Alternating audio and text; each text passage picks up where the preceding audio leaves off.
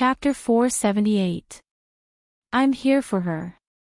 Hua Jinyao's words made everyone in the office look at Su Qingsang. Su Qingsang felt extremely uncomfortable. What was Hua Jinyao trying to do? It was her first day at work. Su Qingsang winked at Hua Jinyao and winked. However, Hua Jinyao didn't seem to notice the look on her face. He took a few steps forward and stopped in front of Su Qingsang. At the same time, he carried a box in his hand and placed it on the desk in the middle of the room. It's my first time here, so I didn't prepare any gifts. I bought some snacks from Xiangshan House for you. I hope you like them. Everyone's eyes lit up in the office of Xiangshan House. Xiangshan House was a big restaurant. Not only did it have good food, but it was also famous for its snacks. It was said that the ancestors of the pastry chef were royal chefs who specialized in making snacks. Later, he came to Xiangshan House and set the rules. 3 kinds of snacks a day, and only 20 servings of each kind. There were no more snacks after that. Although 20 servings was a lot, Xiangshan House was open from morning to night. Every day, countless people lined up to buy snacks. If you wanted snacks, you had to order them in advance. However, it was Su Qingsang's husband's first day at work and he brought snacks from Xiangshan House. Su Qingsang hadn't been in Rome City for long, but Hua Jinyao had taken her and Li Qianxue to Xiangshan House once. Naturally, she knew the story behind it. What on earth was Hua Jinyao doing? She couldn't help but stare at him.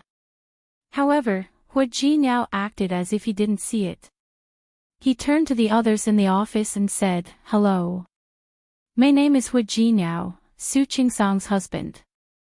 "Hello. Hello." A group of women stared at Hua Jinyao. Those who were married, such as the chief doctors, looked a little better. After all, the children were grown up, and they were too embarrassed to stare at him. However, the look in the eyes of the young nurses was different. They looked at Hua Jinyao with amazement. They looked at each other with amazement in their eyes. "Hello." Hua Jinyao saw Sun Huiya standing in the office. "Are you the chief?" Hua Jinyao looked at the name tag on her chest. "Chief Sun." "I am. Qingsang is still young. If there's anything she doesn't understand, Director Sun should teach her more." Sun Huiya had also seen Su Qingsang's work in the morning.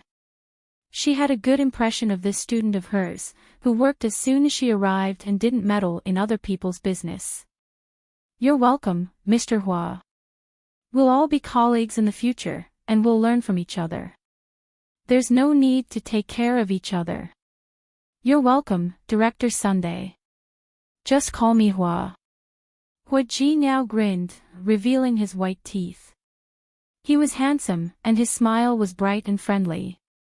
Sun Huiya liked Hua Jinyao even more. After Director Sun were the 2 deputy directors, Shen Lingyun and Yang Lu. Hua Jinyao said what he wanted to say and greeted everyone present. He said nothing more than that Qingsang had just arrived and hoped that everyone would take care of her. Finally, he seemed to notice Xing Qinyu.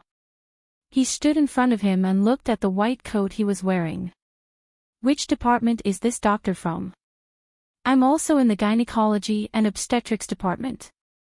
Xing Qinyu smiled and extended his hand. "Hello." "Good, good."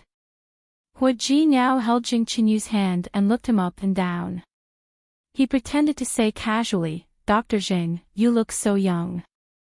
You don't have a girlfriend yet, do you?" "Yes. I've been busy with work." Xing Qinyu smiled a little awkwardly. Being busy with work was one thing. More importantly, as a man, why couldn't he be an obstetrician and gynecologist? As a result, he hadn't gotten married yet.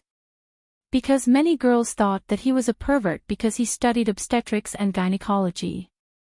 Xing Qinyu also felt quite helpless. He really wasn't a pervert. It seems that it's been quite hard. When Hu Jiniao heard this, he shook Xing Qinyu's hand again. He didn't know if it was his imagination. Xing Qinyu felt that the smile on Hu Jiniao's face seemed to be fake when he heard that he didn't have a girlfriend. Also, the strength of his hand was really too strong. His hand hurt so much.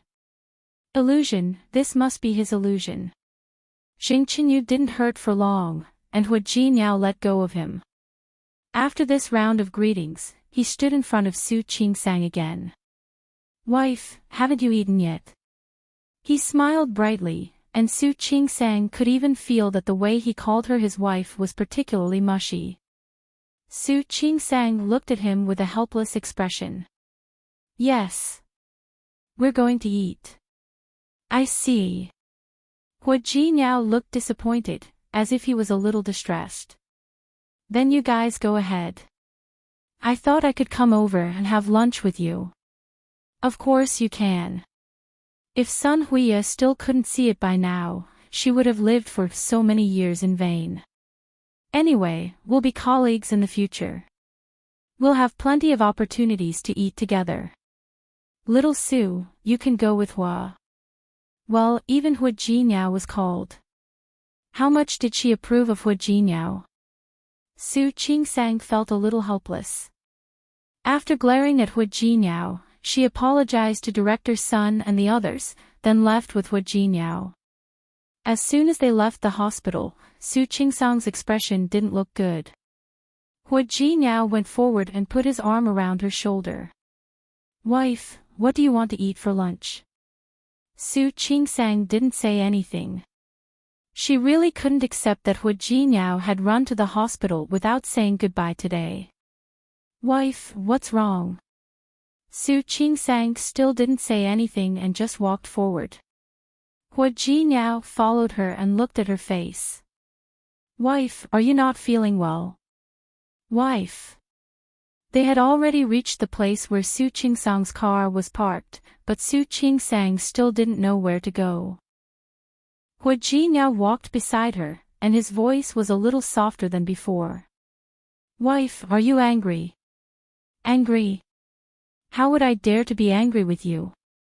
You're so kind to come over and greet my colleagues with snacks from Xiangshan House. I can't thank you enough." She said she wasn't angry. Hu Jiniao took her hand. "Wife, I'm just worried about you." He wanted Su Qingsang to go to Qingxianyin's private hospital, but she didn't want to. There were many patients in the public hospital, and it was busy and complicated. Worried about her? Su Qingsang suddenly said to Hu Jiniao, "Mr. Hua. Do you know that today is my first day at work?" "I know. My first day at work, and you're doing this to me. How will other colleagues look at me? What's wrong with me?" Hu Jiniao blinked his eyes. He was over 6 feet tall, but he made such an expression at that moment. Su Qingsang's mouth twitched. "You came here and told everyone to take care of me. Why do I need anyone to take care of me? Besides, I'm here to work, not to be taken care of." Even though Su Qingsang had acknowledged her as her mother and was now the daughter of the Su family, some of her habits hadn't changed. She liked to keep a low profile and a simple working environment. If possible, she would try not to let others know about her family background. However, after what Hu Jiniao had done today, how could she keep a low profile? But this guy didn't have any self-awareness at all. Did he think that what he did was reasonable? Su Qingsang wanted to cut open his head and see what was inside. Hu Jiniao stood there without saying anything, but his face was full of grievance.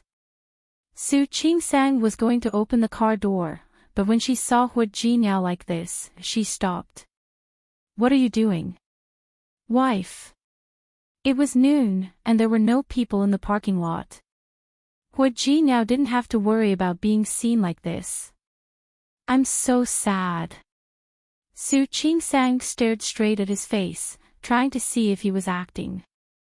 However, the accusation in Hu Jiniao's eyes was clear. I really care about you. I know that today is your first day at work, so I wanted to see you. Hua Jinyao's voice was very soft, and it sounded as if he had been wronged. Su Qingsang's lips moved, but she couldn't bring herself to criticize him. She took a step forward and stood in front of him. Okay. I'm not angry. You are. You're angry. I'm really not angry. Su Qingsang raised her voice. Realizing that it wasn't appropriate, she softened her voice. I'm just a little not used to it. Thinking back to when she went to Lin City Hospital to report, she went alone. After so many years, she was used to doing everything alone. Moreover, this work wasn't like going to war. Hua Jinyao really made her feel very uncomfortable. Okay. I'm really not angry. It's just that next time you do this, can you call me first? Let me be prepared. Seeing that Hua Jinyao still looked wronged, Su Qingsang felt very tired. Do whatever you want. You can come and see me whenever you want in the future. Is that okay? The grievance on Hua Jinyao's face finally dissipated a little. However, he looked at Su Qingsang carefully. Honey, are you really not angry? I said, I'm not angry. Su Qingsang wanted to scream. Then, honey, can we go for dinner now? Yes. Su Qingsang didn't know what to say now. Forget it. Hua Jinyao really just came to see her out of kindness, so what else could she say? She turned to open the car door. She felt a little guilty. He came to see her out of kindness and was worried about her first day at work. It wasn't good for her to lose her temper. How about she make it up to Hua Jinyao tonight? Su Qingsang had something on her mind, so she didn't see that after she turned around, there was no grievance on Hua Jinyao's face. He did it on purpose today.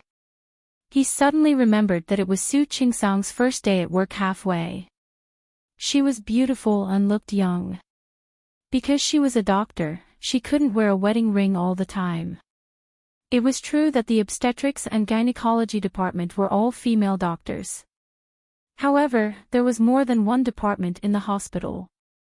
Besides, Rome City Hospital was bigger than Lin City Hospital, so there must be more doctors. If there was another doctor like Sua Hongqin, he would first let these people know that Su Qingsang was married. Chapter 479. Hua Jinyao got into the car. Su Qingsang was looking at the building of the first hospital. Just now, another ambulance drove in, and the paramedics rushed out. Birth, old age, sickness, and death happened every day in the hospital. Compared to life and death, everything else seemed to be insignificant.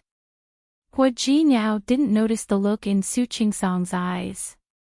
He started the car and spoke in a seemingly casual tone. There was a male doctor in your department just now. There aren't many men who work as gynecologists, right? Yeah. Su Qingsang thought of Jing Qinyu's self-deprecation and found it funny. Out of the corner of his eye, Hua Jinyao saw Su Qingsang smile. His tone was even lower than before. You're in the same department? It's not just a department. His teacher is Director Sunday.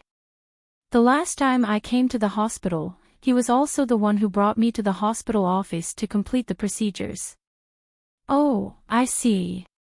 Hua Jinyao narrowed his eyes. This kid was fast. Fortunately, he came today. Su Qingsang abruptly turned her head to look at Hua Jinyao. Why do you ask? It's nothing.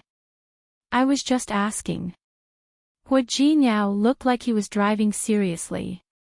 After all, it's rare to see a male gynecologist. That's it. What else? Hua Jinyao turned to look at her, his dark eyes unexpectedly deep. Su Qingsang turned to look at Hua Jinyao. Since they got married, she had some understanding of Hua Jinyao. Her watery eyes wandered, maybe it's because I'm a petty person. I always feel that you suddenly came here not to see me, but to let others know that I'm married. Hearing Su Qingsang's words, Hua Jinyao suddenly frowned in discomfort. Wife. How can you think of me like that? Su Qingsang stared at him without blinking. She couldn't be blamed for being narrow-minded. Hua Jinyao really seemed like the kind of person who would do such a thing. Hua Jinyao parked the car on the side of the road and pressed his hand against his heart. Honey, I'm so sad. How could you think of me like that? Su Qingsang was dumbfounded. She watched as Hua Jinyao turned his face to the other side, only showing her the back of his head. It was obvious that he was hurt by her. Hua Jinyao. Su Qingsang reached out to pat his shoulder, but he refused to turn around. Su Qingsang put her hand on her forehead and looked at his back. She felt a headache coming on. I'm sorry. I was wrong. Hua Jinyao still didn't turn around. Su Qingsang said helplessly, I was wrong, okay. I shouldn't think of you like that. Seeing that Hua Jinyao still hadn't turned around, Su Qingsang had to take a step back. How about I make it up to you when we get home tonight? Hua Jinyao finally turned around. Really? Really? Su Qingsang had already made up her mind. He nodded heavily, his expression serious and sincere. Now, can you not be angry? You promise you won't think of me like that next time? I promise. Su Qingsang did feel guilty. He came to see her out of the goodness of his heart to see what she was thinking about just now. Okay, you have to make it up to me tonight. Of course. Su Qingsang took another step back. He didn't know that the compensation the two of them were talking about was completely different. Hua Jinyao was satisfied, but the expression on his face was still very serious. Honey, don't think of me like that next time. I told you, there won't be a next time. Su Qingsang felt extremely guilty. He was just short of raising 3 fingers and swearing. Then let's go. Hua Jinyao started the car. His voice was a little lighter than before. You have to work in the afternoon. Let's just eat something. Su Qingsang nodded. She wasn't particular about food. Her phone happened to ring at that moment. She looked down at her phone, so she missed the flash of cunning in Hua Jinyao's eyes. Since she had said that she would make it up to Hua Jinyao, Su Qingsang went to the market to buy vegetables after work. She had just started work, so it wasn't her turn yet. She left after saying goodbye to Sun Huiya. She used the phone app to find the nearby shopping malls. She had used her free time to search for some local specialties in Rong City. Now it was easy to buy vegetables according to the menu. Because when she lived with Xiang Kaiping, she would also help her cook. Her cooking skills had improved a little during this time. She couldn't say that her cooking was particularly delicious or amazing, but she felt that she could still make it. After buying the vegetables, she bought some daily necessities. When she was about to pay the bill, she happened to see the Okamoto on the shelf next to her. Su Qingsang stopped for a second. Finally, she picked up 2 boxes and put them in the cart. When Hua Jinyao returned home at night, he smelled the aroma of food in the house, which surprised him. Because he had just moved in, he hadn't picked a job yet. Old Master Hua had said that he would ask Xia or Aunt Zhou to come over. However, Hua Jinyao wasn't willing. He had already asked Yang Wenchang to pick the people, but it would take some time to pick the right and trustworthy people. When he entered the kitchen, he saw Su Qingsang busy at the cooking table. Her movements weren't very fast, but she looked very skilled and smooth. The aroma of food wafted over and the beautiful figure busy at the cooking table. Hua Jinyao's heart moved slightly. You're back. Su Qingsang heard the voice and didn't turn her head. She scooped the dishes out of the pot and said, "Wash your hands. Dinner will be ready soon." Huijiao didn't wash his hands. Instead, he took a step forward and put his arms around her waist. He lowered his head and took a deep breath on her neck. "Honey, you smell so good. Honey, you smell so good." "Stop it. How could she smell good with the smell of oil? It really smells good." Huijiao leaned over and kissed her face. "Honey, why did you think of cooking for yourself? What do you think? Didn't he make a scene at noon and ask her to make it up to him? Wasn't she making it up to him?" Huijiao's heart moved slightly and he couldn't help but kiss her lips. Su Qingsang quickly dodged. "I said stop it. Wash your hands and eat." "Okay." Huijiao nodded, but he didn't forget to steal a kiss. Only then did he wash his hands under Su Qingsang's reproachful gaze. The dishes Su Qingsang made were relatively simple, home-cooked dishes.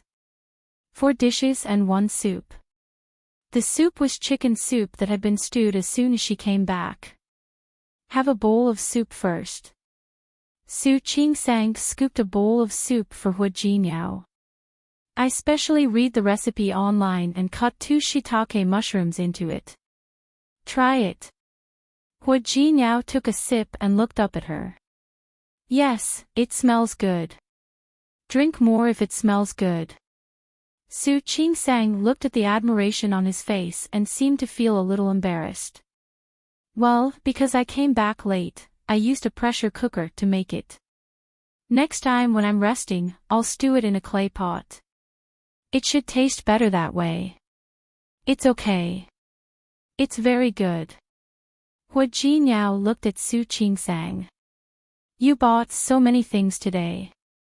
Did you carry them all back by yourself?" "Yes." Su Qingsang nodded. "Not much. It's just 2 big bags. You should have called me. I would have come back to help you carry them."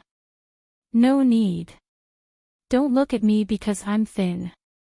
I'm very strong. Of course, my physical strength is not bad either." Su Qingsang wasn't bragging. To put it bluntly, working in a hospital, especially for doctors like them, women were treated like men, and men were treated like animals. Sometimes, when pregnant women were tired and there were not enough hands, doctors had to help carry them. Sometimes, there were consecutive surgeries. Without a certain amount of physical strength and endurance, it was impossible to persist for a day. "Are you strong?" "Why don't I think so? Of course I can't compare to you, but I'm much better than ordinary girls." "Really?" Huijiao touched his chin and looked at the smug look on Su Qingsang's face. "Then why can't you last long in bed every time?" "Huijiao." Su Qingsang couldn't listen to it anymore. "I'm serious. How can you have the nerve to say that you're strong?"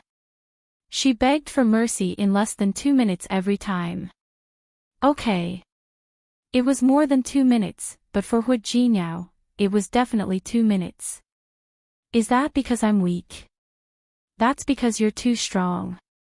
Hearing that, Huijiao stopped picking up the bowl and leaned half of his body forward to get closer to Su Qingsang. "Honey, are you complimenting me?" Su Qingsang glared at him, scooped a bowl of soup for herself and decided to ignore him. After dinner, Su Qingsang wanted to clean up the dishes, but Huijiao didn't let her. "Get the hourly worker to clean up tomorrow. The person I asked Wenchang to find will come tomorrow. There's no need. Just a few bowls.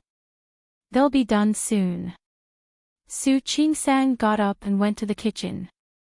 Huijiao followed behind her and pulled her over to him. "Honey, washing dishes hurts your hands. Don't wash them. Then you do it." Su Qingsang pouted and gestured for him to do it. The smile on Huijiao's face froze. "You want me to wash the dishes? Can't I?" I don't dare to disobey my wife. Hua Jinyao squeezed her hand with a strange expression on his face. But I've never washed before. Are you sure you want me to? I cook and you wash the dishes. Isn't that fair? Fair, it's quite fair. Hua Jinyao nodded and stood in front of the sink.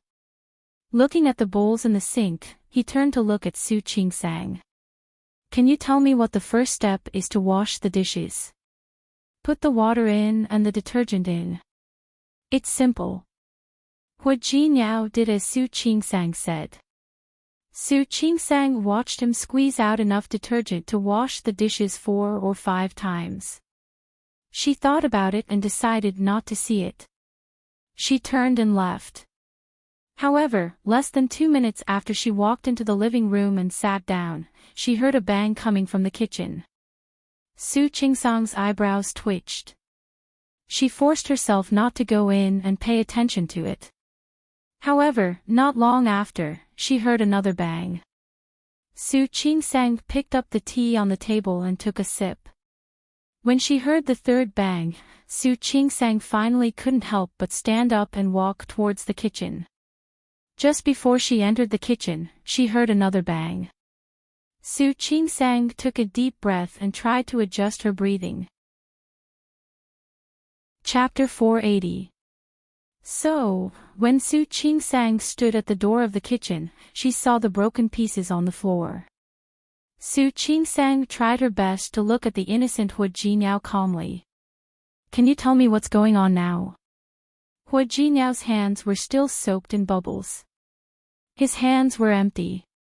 When he looked at Su Qingsang's face, he felt a little guilty. I don't know. Hua Jinyao blinked and looked like he really didn't know what was going on. I wanted to rinse the water and soak the bubbles. These bowls obviously didn't think so. They seemed to be more willing to run to freedom. Calm down. Su Qingsang's mouth twitched. So it's the bowl's fault, not yours. Of course. Hua Jinyao nodded and looked like she was right. It's really not my fault. Su Qingsang gritted her teeth and forced herself to calm down. She told herself that it was all her fault. She knew that as a young master, he couldn't have done these things. How could he wash the bowls well? Su Qingsang rolled up her sleeves and smiled. Forget it. You can go out. Honey.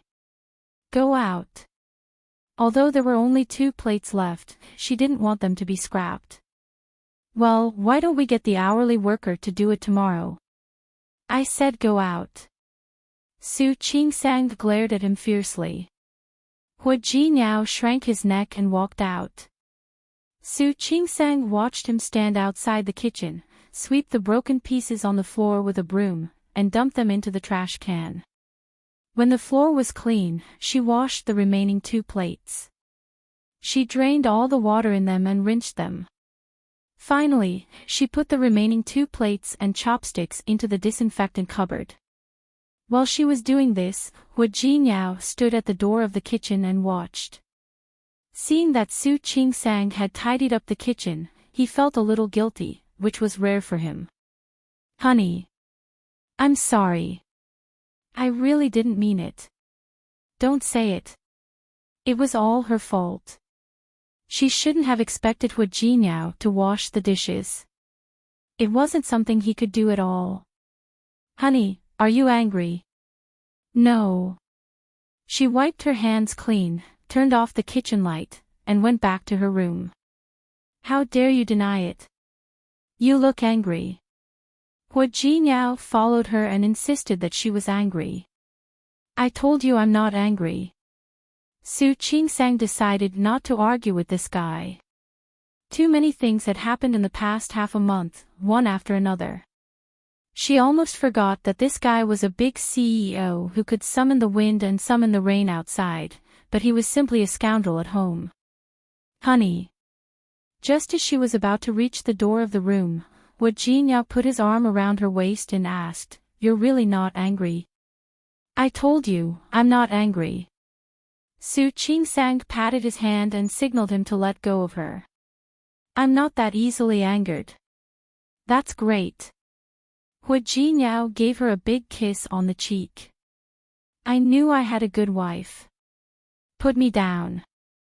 Su Qingsang couldn't stand the smell of cooking oil.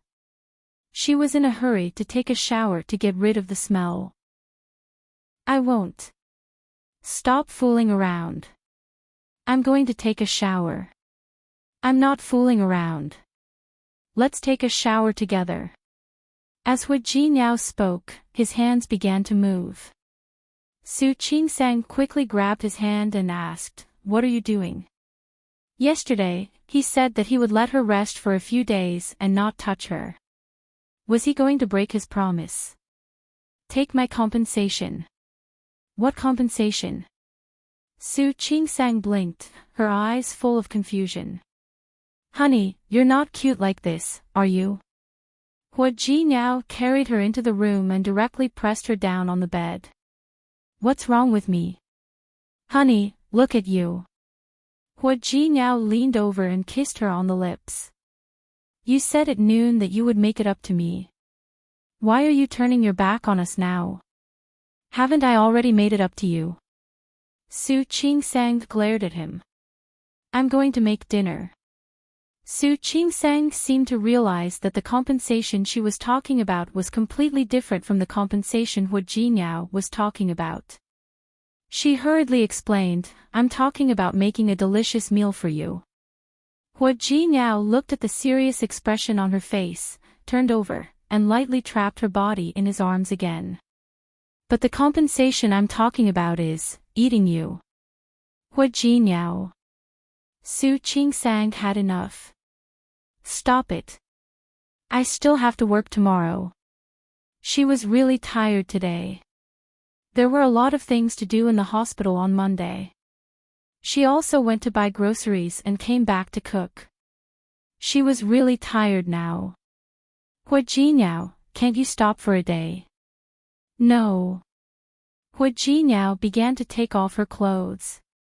You have to know that this is what you promised. So, honey, keep your promise. Hu Jiniao, her cry was drowned in his kiss.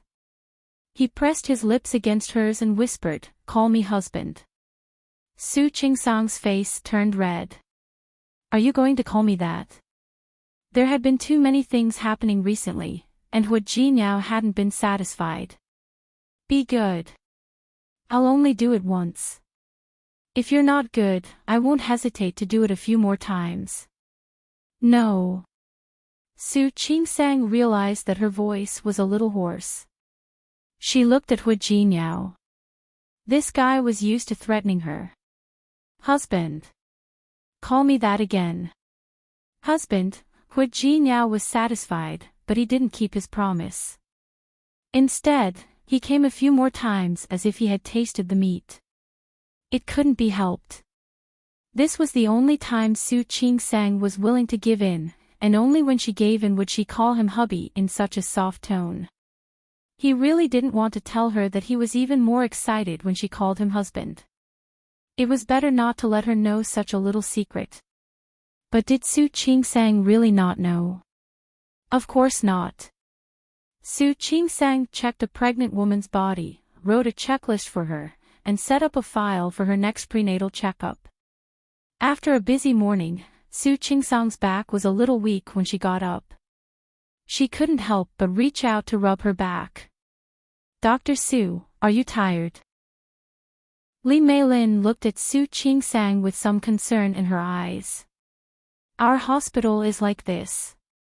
When we're busy, we'll be in a daze. You might not be used to it yet. It's okay. What made Su Qingsang feel tired was not the small things in the hospital, but the torment of Hu Jiniao last night. She was clearly making chicken soup. Why did she feel that Hu Jiniao might have drunk tonic soup? Dr. Su. Li Ting's voice interrupted Su Qingsang's thoughts. She put away the medical records on the table and looked at her. What's wrong? It's embarrassing to say it. I also know that you just came, and it's not your turn to be on duty yet. But, Li Ting looked a little uncomfortable. Can you help me after work tonight? Sure. No problem. Su Qingsang agreed so quickly that Li Ting didn't need to explain the rest. It's my boyfriend's birthday today. Li Ting put her hands together and looked at Su Qingsang gratefully. Thank you so much. You're welcome. It's a small matter. She was only on duty. She had promised Wu Jinyao to have dinner with him tonight, but it seemed that she couldn't do it now. When it was time to get off work, Su Qingsang checked the patients and expectant mothers in the ward again. She went back to the office and planned to eat the takeout she had just ordered. She just sat down and opened the takeout package. Nurse Kolan came to call her. She quickly got up and walked out. The emergency department sent a pregnant woman. Her belly was already very big. She had been hit by a car. Su Qingsang quickened her pace. In the reception room, a pregnant woman was lying there and screaming. A very tall man stood beside her. Su Qingsang immediately went up to examine the pregnant woman. The pregnant woman suddenly grabbed her hand, pointed at the tall man standing beside her, and said, "Doctor, doctor, have someone keep an eye on him. Don't let him run away. He hit me." It's him. Su Qingsang looked at the pregnant woman who was so agitated and patted her hand. Calm down. I'll examine you first. Yes, examine carefully. Don't let this person run away. Su Qingsang nodded and took out a stethoscope from her pocket. The moment she put it on, she glanced at the tall figure behind her from the corner of her eye. Just one look and she was stunned. Wasn't this the police uncle who acted bravely for a just cause last time? When the man noticed her gaze, his expression didn't change, but he stood even straighter. Su Qingsang couldn't help but look at him again because of his action. She reached out and was about to pull the curtain on the edge of the examination bed, but the pregnant woman screamed again. "Doctor, you can't pull it up. You can't pull it up. What if he runs away if you pull it up?" Su Qingsang frowned. Thinking of the last time this policeman helped to arrest the thief, she instinctively believed that such a person wouldn't do such a thing. When I examine you, I have to lift your clothes.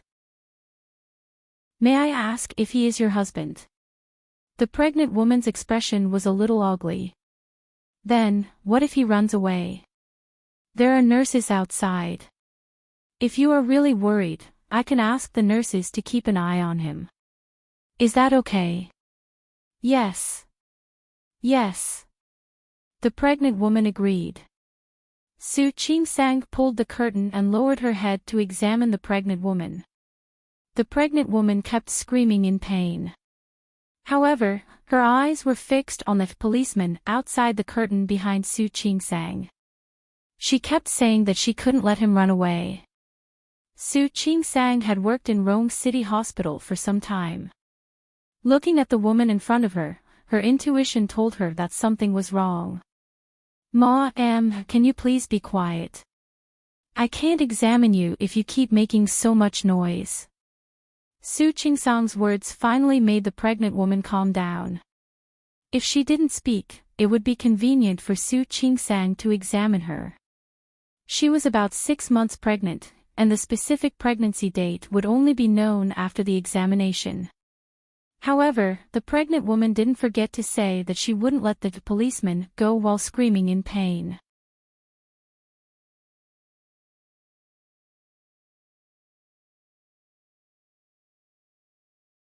What the pregnant woman said confirmed Su Qingsang's guess. She nodded and said, "All right, I'll write the admission form for you. I'll ask the nurse to take you to the ward now. Is that okay?"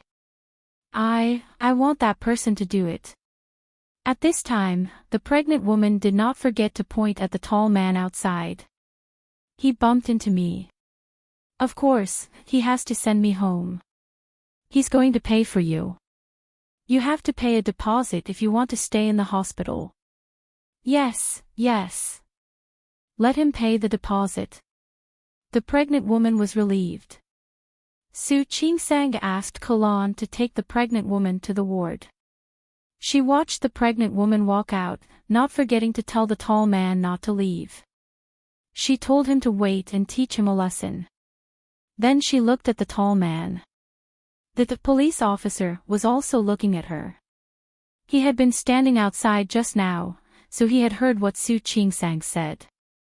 Looking at him from a close distance, Su Qingsang found that the man's facial features were not only handsome, but also strong. His skin was the color of wheat, and he looked healthy. He also had a strong body, which was obvious that he worked out regularly. Where do I pay? The man didn't seem to notice Su Qingsang's gaze and asked casually. Listening to the voice, it sounded a little cold. Su Qingsang waved her hand and said, "There's nothing for you to do here. You can go now." Zhang Yichen didn't expect to hear something like that. He was dazed for a second and asked, "What did you say?" "I said you can go now. There's nothing for you to do here." Zhang Yichen still stood there without moving. Su Qingsang raised her eyebrows and blinked at him. "Am I wrong? The one inside isn't trying to blackmail me." Zhang Yichen finally looked at Su Qingsang and asked, "How did you know?" She screamed so loudly, but the sound of the baby's heart was very strong. She was screaming in pain, but she didn't look nervous at all. If she was really worried about the baby, she wouldn't have the time to ask you for help. She would have cried and begged me to save her baby. Anyway, she probably just wanted to blackmail you. Even if she didn't, she just wanted to take this opportunity to blackmail you. If you don't leave now, are you going to wait for her family to come and ask you for help? Zhang Yichen looked at Su Qingsang with a hint of surprise in his eyes and said seriously, "You're very smart." "You're welcome. It's normal." Su Qingsang made a gesture of invitation. She had a feeling that the pregnant woman would call for help since the man in front of her was such a big man. If she was right, the help should be here soon. "Thank you." Zhang Yichen's car had a dashcam. However, the woman was a pregnant woman, and she was screaming so miserably. He could only choose to send him to the nearest hospital. As for whether the woman was blackmailing him or not, he didn't think too much at the time. When the pregnant woman walked into the hospital, he realized what was going on. However, he thought it would take him some time to solve the problem. He didn't expect to meet such a smart doctor. His eyes fell on the name tag on Su Qingsang's chest. Su Qingsang's name was written on it. "You're welcome. You should leave now."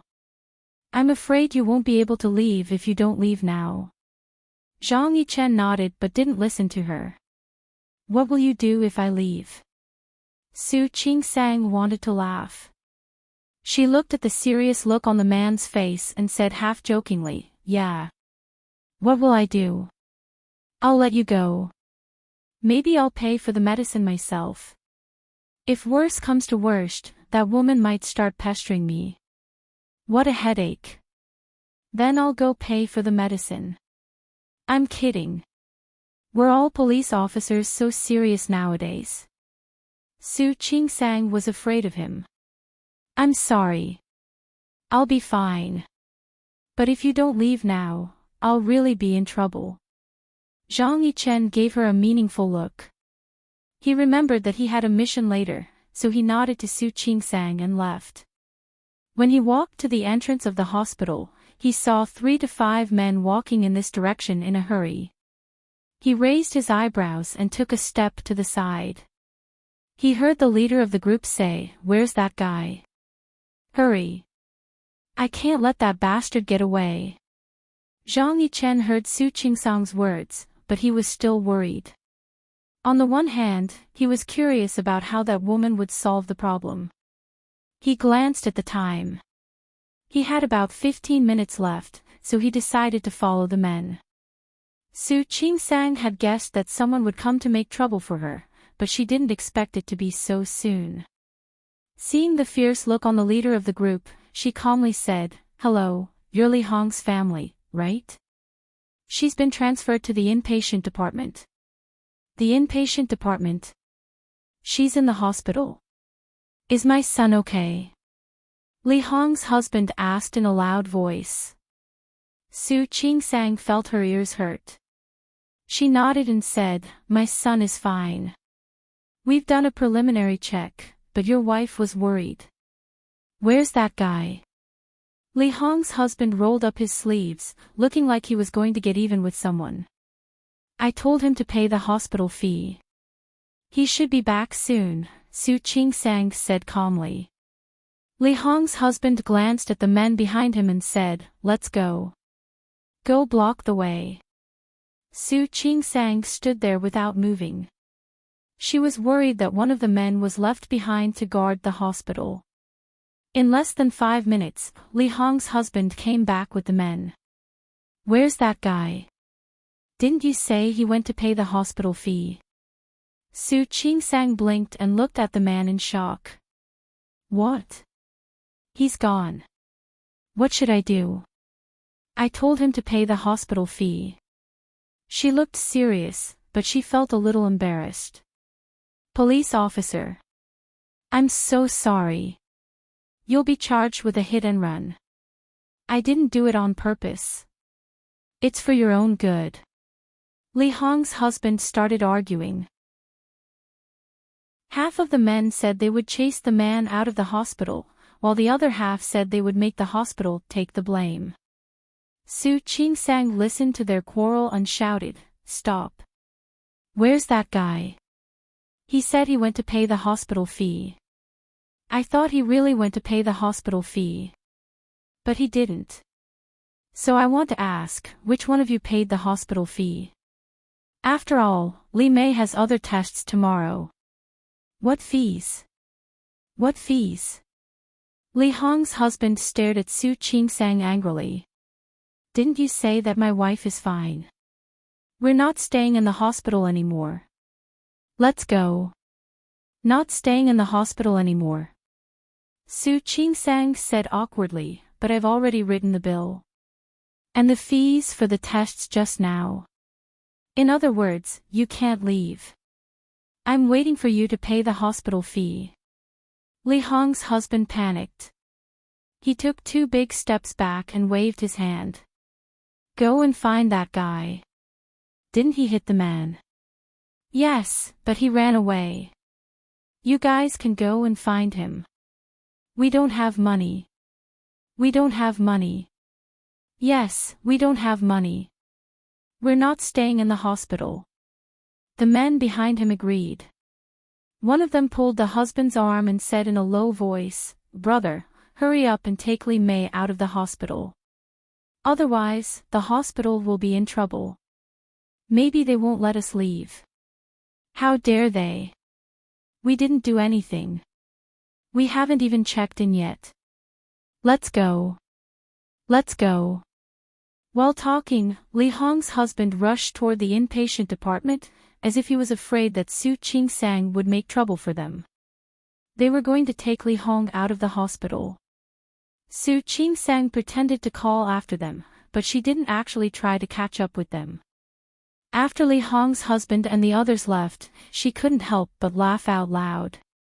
Zhang Yichen had been hiding in the dark, watching everything. He watched Su Qingsang deal with those people as if she was acting real, and watched her smile brightly after they left. His lips couldn't help but curl up a little. Chapter 482. The first lunar month was coming to an end. Lin City, which was located in the south, was still a bit chilly. The heater in the office was turned on, but Li Qianxue's voice was cold. "Sign it. Didn't you say so? You can't sign until you see me. Now that you've seen it, you can sign it." Su Chenghui looked at Li Qianxue. He hadn't seen her for more than a week. He never knew that there would be a day when he would miss someone like this. Moreover, it was someone who had already become his ex-wife. Qianxue, I don't want to sign. Li Qianxue gritted her teeth and was about to explode. But she resisted. Su Qinghui. I always thought that you were a gentleman, but now I realize that you can't even be called a villain, let alone a gentleman. Are you getting more and more skilled at going back on your word? I'm not going back on my word. He just didn't want to cut off the last connection with her. If he broke off this connection, it would be difficult for him to even see Li Qianxue in the future. I just can't bear to part with you. Li Qianxue looked as if she had heard the funniest joke in the world. There was only mockery on her face. You can't bear to part with me? Or are you reluctant to part with the wealth of the Li family? Before Su Qinghui could say anything, Li Qianxue interrupted him. Su Qinghui, if you still want to save face, don't force me to go too far. I've seen what you've done for the Li Corporation all these years. But I've already given you what I should. Let me give you a piece of advice. It's better not to be too greedy. Otherwise, the gains will not make up for the losses, and you'll end up with nothing. Qianxue. Su Qinghui knew that Li Qianxue had lost all trust in him after more than 20 years of cold treatment, neglect, and what happened to Su Qingsang. But even if she didn't believe him, he still had to say, I don't want any of the Li family's assets. I can also return all of the Li Corporation's shares.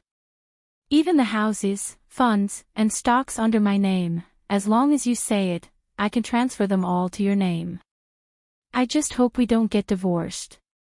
Li Qianxue had run out of patience. It was just a few sentences. He didn't say he was annoyed, but she was tired of listening to him. Yes, not divorce. If you don't divorce, you will still be the son-in-law of the Li Group. If you don't divorce me, you will still be my husband. Wouldn't that mean you could do whatever you wanted? Su Qinghui, do you really think that I'm still that ignorant little girl from more than 20 years ago? Do you really think that I can do whatever you want just because I love you? I didn't think so. In fact, if he could turn back time, if one day he knew that he would fall in love with Li Qianxue, he would definitely have treated her better back then. She wouldn't have done so many wrong things, causing her to be irredeemable. All right. I don't want to talk nonsense with you. Sign it. Li Qianxue pushed the divorce agreement to Su Qinghui. He sat across the desk from her. For the divorce agreement, she called Su Qinghui several times after she came back, but he refused to sign it. He only said that he would sign it after seeing her. She didn't want to see him, so he came to the company. Li Qianxue felt annoyed and disgusted. She hated herself for being blind back then. How could she fall in love with such a shameless, vulgar man who had no bottom line? Her name was tied to Su Qinghui's for even an hour, let alone one more day. Qianxue. Su Qinghui looked at the agreement in black and white and felt his eyes begin to sting. Can you give me another chance? How much she had loved him in the past, how much she had fawned over him, how much she had humbled him now. As time passed, the roles between the two of them had been swapped. Give you a chance. What chance? A chance to hurt me. Or a chance to lie to me. Thank you, no need. Su Qinghui, I'm really not that cheap. She had given her all for more than 20 years. For this man, she had even become a mistress. She had also borne the notoriety. She had done things that were out of her character. However, this man had used her love to stab her again and again. Li Qianxue blinked her eyes and suppressed those negative emotions. It's enough for someone to say that I'm cheap once. I won't be cheap a second time. Su Qinghui, I've been cheap in front of you for more than 20 years. Isn't that enough?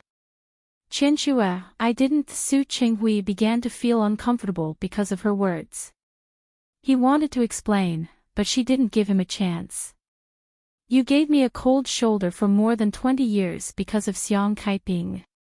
You even asked me to help that woman raise her daughter for more than 20 years. To be honest, I really feel that even if I was cheap back then and accidentally provoked you and forced you to marry me, I owe you. But after so many years, I should have paid off what I owe you, right? It would have been better if she didn't say it. The more she said, the more Su Qinghui felt uncomfortable. Don't say it anymore. Qianxue, I beg you. Don't say it anymore. He knew what he had done better than she did. It was also because of this that he regretted, felt guilty, and blamed himself. Okay. Don't say it. Let's get back to business. Sign it. I really don't want to keep arguing with you. It's too boring. Li Qianxue didn't want to bring up the past. She remembered when she got married, she naively thought that she could move Su Qinghui. She stubbornly believed that as long as she was given time, one day she could make Su Qinghui fall in love with her through hard work. But now it seemed that she was too naive. She was naive, shameless, and shameless. Now, he would let her be herself again and be the vice president of the Li Corporation. The daughter of the Li family, right? Su Qinghui sat there without moving. He looked at the pen in front of him and felt that his hand was 1,000 pounds heavy. He couldn't lift it at all. He used to be so proud and disdainful in front of her. Now, he was so reluctant. But what could he do to make Li Qianxue agree not to divorce? In Li Qianxue's eyes, his attitude was so disgusting that it made her want to vomit. At a time like this, he put on such a reluctant expression. To put it bluntly, he was unwilling to give up the benefits brought by the Li Corporation and the Li family. Those who didn't know better would think that he was very affectionate towards her. It was really enough. Li Qianxue tried her best to control her emotions and not lose control. Looking at the time, another 5 minutes passed, and her last patience was exhausted. Su Qinghui, can you sign it quickly so that we can part ways on good terms? To be honest, if it weren't for Qing Sang persuading me to part ways with you before I came back, I wouldn't have come to see you at all. So, please, for the sake of the 2 children, sign it. Otherwise, it will be too ugly. It's not good for the children. Su Qinghui raised his head and looked at her because of her words. Qing Sang. Yes. Su Qing Sang. Your daughter. The daughter that you don't value, don't like, and haven't loved for more than 20 years. Thinking of Su Qing Sang, Li Qianxue felt sorry again. Her daughter was so good. Why did Su Qinghui treat her like this? Do you know? You treated Qing Sang so badly, but when I came back, she kept persuading me to talk to you. Don't make it too ugly. Ha, Su Qinghui, Qing Sang really treats you as her father. She respects you and takes care of your face. But you? Touch your conscience and ask yourself. What have you done for Qing Sang in the past 20 years? Not to mention Su Qing Sang, even for Su Yusin, what had Su Qinghui done for him? She had wondered why Su Qinghui insisted on sending Su Yusin to boarding school. It turned out that he didn't treat them as his own children and didn't feel sorry for them. Thinking of this, Li Qianxue became even angrier. It would have been fine if Su Qinghui had only been bad to her all these years, but he had also been bad to the 2 children. Especially after Su Peijian was the comparison. She couldn't forgive Su Qinghui even more. For any mother, her own children were her reverse scale. Su Qinghui not only stepped on her bottom line, but also touched her reverse scale. Su Qinghui was silent again. He did feel very sorry for Su Qing Sang. Especially when he thought about sending Su Qing Sang to the orphanage, he felt even more guilty. Although he didn't in the end, he couldn't deny Li Qianxue's words. With very slow movements, he took out the pen he brought with him from his pocket. Speaking of which, this pen was given to him by Li Chinchue. That year, on his birthday, she gave him a gift. At first, he wanted to throw it aside and not use it. But in the end, he stayed. The last time he went home to pack his things, he accidentally saw it, so he picked it up and used it again. What he remembered, Li Chinchue naturally remembered too. Seeing Su Qinghui take out this pen at this time, she only felt that this man was even more disgusting. She had given him a pen for so many years, but he hadn't used it. Now that they were going to divorce, he pretended to take it out. What was he trying to do? Was he mocking her? Li Chinchue wanted to stab him a little, but she thought that he was about to sign it now. Immediately, the two of them would have nothing to do with each other. She didn't want to say it anymore. No matter how disgusting Su Qinghui was, this was the only thing that disgusted her. After he signed, she asked someone to complete the procedures. From then on, he was him, and she was herself. Su Qinghui picked up the document and started reading. In fact, he had read it many times. He knew and remembered every clause and every condition in it. He just wanted to delay for a while more. Su Qinghui's pen had already landed on the paper, and Li Chinchue was relieved. But she didn't expect him to suddenly stop. Wait a minute. She knew it. Li Chinchue's expression was unfriendly. What else do you want? Nothing much. Su Qinghui swallowed and looked at Li Chinchue's expression. Yusin's guardianship, if he didn't say it, Li Chinchue would have forgotten. When people in Lin City talked about age, they didn't mean it. Su Yusin was born at the end of the year, so he was 18 years old. The previous birthday was also an imaginary birthday. In fact, there was still nearly a year before he turned 18. Li Chinchue clenched her fists. There doesn't seem to be anything to argue about, right? After all, you didn't want this child. Chapter 483. Of course, he knew how Su Yusin came to be, but even if he knew, he was already regretting it now. No matter what, he is my son. I can't. Su Qinghui. Li Chinchue had really had enough. She stood up and looked down at Su Qinghui's elegant face. Yusin will be an adult in 10 months at most. Do you think he is still at the age where he needs a guardian? That's not what I mean. As long as he is not an adult, I have the right, you don't. Li Chinchue didn't back down. Su Qinghui, if you want money, property, or even shares in the company, I can give them to you. But these two children are mine. Don't even think about getting any of it.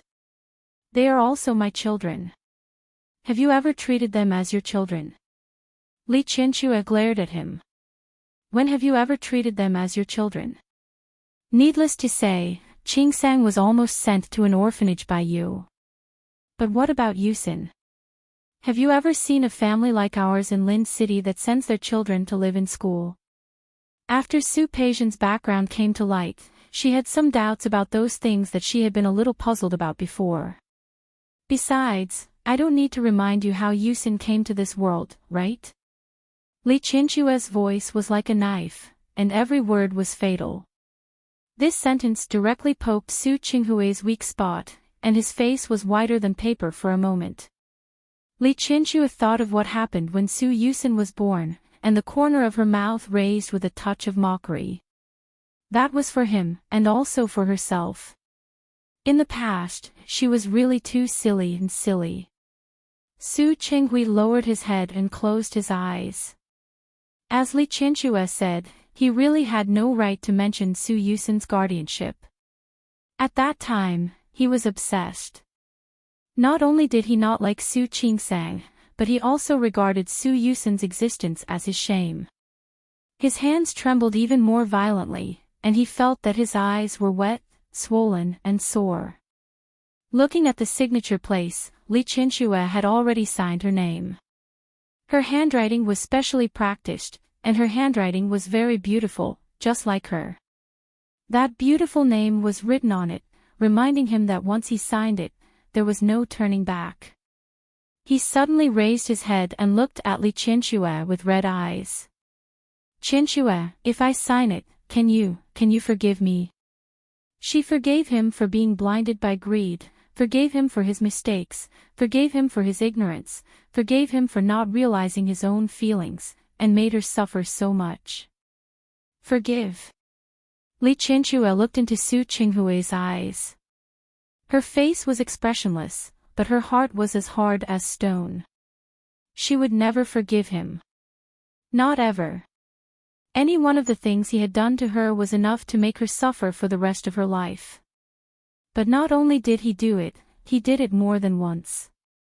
She looked away, refusing to answer the question. Su Qinghui suddenly understood what was going on. Look, this was Li Qinxue's personality. She dared to love and hate. He didn't even bother to lie. With trembling hands, he signed his name on the triplicate agreement. Every word he wrote was as painful as a knife cutting into his heart. He wrote all the way to the last word. After signing the date, he raised his head to look at Li Qinxue. "Qinxue. I'm sorry." He owed her a lot, and it was no longer something that could be made up for with the word sorry. But now, he only had these 3 words left. Li Qinxue didn't say anything. She reached out and took 2 of the 3 agreements. "Tomorrow, I'll ask Lawyer Qin to complete the procedures. The divorce certificate will be sent to you then." Her voice was calm and emotionless. Su Qinghui felt uncomfortable when he heard that. "Qinxue. If there's nothing else, I'm leaving." This office belonged to Su Qinghui. Li Qinxue used to come here often when she had nothing to do. Of course, it was mostly to talk about work. But now, she said, "Li Corporation, you don't have to stay. I think with your current methods and abilities, even without the Li Corporation, you won't be too bad. Right? I'll leave tomorrow." Su Qinghui's heart ached, but he still wanted to talk to her a little more. "Our previous cooperation with Tianyu is almost done. There's still a part of it, Su Qinghui." Li Qinxue interrupted him. She clenched the document with extra force. "Please don't forget. I've been the vice president of the Li Corporation for more than 10 years. Su Qinghui was embarrassed for a moment. He nodded and looked a little uncomfortable. "Yes. You've been in this position for more than 10 years. Li Qinxue didn't want to say more and turned to leave. However, Su Qinghui stood in front of her again. Can I go see Yusin?" Li Qinxue took a deep breath and looked at him with a sharp gaze. "Yusin is your son. I won't stop you from seeing him.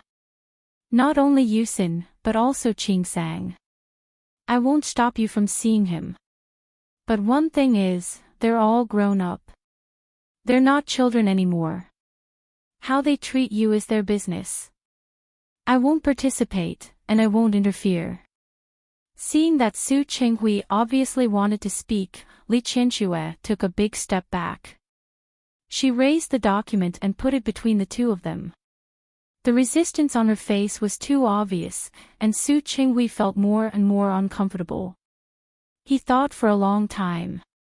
He couldn't say the last word of what he wanted to say. In the end, he could only say, "Qinxue, goodbye. If there's a chance, let me see you again. Let's start over. I'll pursue you again. I'll treat you well. Can I?" Li Qinxue felt that it was ironic. Su Qinghui was getting older and more pretentious. Su Qinghui. Goodbye. She dropped these 5 words lightly. Her goodbye and his goodbye were obviously not the same thing. Li Qianxue turned around and walked out of Su Qinghui's office in her exquisite high heels. The moment the door closed, Li Qianxue's eyes turned red. Goodbye, never again. The tears she had shed for that man, the suffering she had suffered for that man, the foolishness she had made for that man, all of them were goodbye now. She was still young, only in her 40s. She wanted to start over, leave that man behind, and live her own life. When Su Qingsang received Li Qianxue's call, she had just come out of an internship surgery. Why did she say internship? She had just come here and was not familiar with the staff arranged in the operating theater. These all took time to understand and adapt. Coincidentally, Sun Huiya had a surgery today, so she went in to observe. After coming out of the operating theater, Su Qingsang looked at Sun Huiya. Director Sun, your technique just now was really amazing. No wonder when I came here, Teacher Zhang told me to learn more from you. Although Sun Huiya and Zhang Qiubai were classmates, there were many patients in the hospital here, and there were many surgeries arranged. After so many surgeries, her skills were naturally better than Zhang Qiubai's. All right. Don't praise me. Old Zhang isn't bad either. Didn't he also teach such an outstanding student like you? Sun Huiya still liked Su Qingsang and was willing to teach her more. If you really praise me, then learn well. This is your world in the future. Okay. Su Qingsang nodded. I'll go take notes now. Seeing Su Qingsang run away, Sun Huiya couldn't help but laugh. This child. She had some of old Zhang's diligence back then. She was a good seedling. Su Qingsang was taking notes of today's surgery when Li Qianxue called. Mom. Su Qingsang was a little surprised to receive Li Qianxue's call. They had just spoken on the phone last night. Yes, this was also something that Li Qianxue had to do when she went back. She had to video call every night. Yes. Qingsang, are you at work? Yes. Mom, are you busy right now? Nothing, I just miss you. Su Qingsang looked at her phone and sensitively noticed that Li Qianxue seemed to be a little depressed on the other end of the phone. Then I'll video call you when I get home tonight. Okay, then you go ahead. I'll call you again tonight. Su Qingsang was about to hang up when she suddenly seemed to have thought of something and said, Mom, if something happens, don't think too much. Just think about me, and then think about Yusin. You don't only have me, you also have Yusin. No matter what, they would stand behind Li Qianxue and support her. Li Qianxue didn't expect to hear Su Qingsang's comfort, and her eyes became a little wet for a moment. You child, what nonsense are you talking about? I'm not thinking too much. After hanging up the phone, Li Qianxue wasn't as calm as she appeared. Lawyer Qin moved very quickly. She had given him the agreement in the morning, and in the afternoon, he had sent the divorce certificate and some related procedures over. She looked at the dark red divorce certificate in front of her, picked up the red wine on the side, and began to drink. However, after taking 2 sips, her eyes became blurred by tears. No matter how calm she was, to give up a relationship of more than 20 years was enough to make her want to die. It was like digging out the rotten flesh on her heart without anesthesia. It hurt so much. But if she didn't dig it out, the rotten flesh would continue to corrode inside, and she was afraid that it would be even more painful in the future. It was actually quite good like this. At least after this pain, she wouldn't be in pain again in the future. Su Qinghui, after today, she finally broke up with him and had nothing to do with him from now on. And don't think about affecting me in the slightest. When Su Qingsang finished her work at night and went home to video call Li Qianxue, she had already calmed down. In fact, Li Qianxue was such a person. Even if she was riddled with holes on the inside, on the surface, she would still make herself look bright and beautiful. This was her pride. In some ways, Su Qingsang was quite similar to her. Su Qingsang told Li Qianxue about her work in the past few days. Perhaps sensing that Li Qianxue wasn't in a good mood in the afternoon, Su Qingsang tried her best to cheer Li Qianxue up. After being coaxed like this, Li Qianxue didn't feel down anymore. After chatting with her daughter for a long time, she finally told Su Qingsang about her divorce with Su Qinghui. Chapter 484. Su Qingsang was stunned for a moment, although she already knew about this. But when she heard it out of the blue, she was a little surprised. She thought that Su Qinghui wouldn't sign it. No matter what, Su Qinghui didn't look like someone who would sign a divorce agreement. She still remembered the way Su Qinghui looked at Li Qianxue. At that time, she had a very subtle feeling. Unexpectedly, Dad. Did he agree? Yes. I signed it this morning, and the paperwork will be done this afternoon. Li Qianxue's voice was calm, as if she was talking about someone else's business. Su Qingsang looked at Li Qianxue's face on the screen. She didn't look sad, but relieved. He sighed in his heart, for Li Qianxue and for Su Qinghui. It seemed like it was all her misconception earlier. Maybe Su Qinghui didn't love Li Qianxue, but he didn't want to give up his identity as the son-in-law of the Li family. Otherwise, why would he sign it? These are all adult matters. You don't have to think about it. I'm just telling you. After all, even if he divorced me, he would still be your father. Of course, you also have the right to decide how you want to treat him in the future. Li Qianxue didn't think what she said was too much. After all these years, Su Qinghui had never done anything for her two children. He only had eyes for Su Peijian. He only had superficial feelings for the remaining two children. Since that was the case, it was understandable that Su Qingsang and Su Yusin did not want to acknowledge him as their father when they grew up. However, Li Qianxue would not make decisions for the children. They were all grown up and had their own thoughts and ideas. She would not impose her own thoughts on them. On the one hand, Su Qingsang found Li Qianxue's words funny, but on the other hand, she felt helpless. She was no longer a child. In addition, she hadn't been close to Su Qinghui for so many years. Although she was concerned about Su Qinghui, she wouldn't really dwell on it too much. But Su Yusin was different. Over the past few months, she had gained a better understanding of Su Yusin's personality. He was afraid that Su Yusin would not be able to get over this so easily. Mom, don't worry. No matter what happens between you and Dad, you will always be my mom, and he will always be my dad. Hearing that, Li Qianxue felt both gratified and sad. More than anything else, she hated Su Qinghui. He had done so many wrong things, but look at his children. All of them still cared about the little father-son relationship they had with him. But what about Su Qinghui? Apart from Su Peijian, was there anyone else in his eyes? Su Qingsang comforted Li Qianxue with a few more words.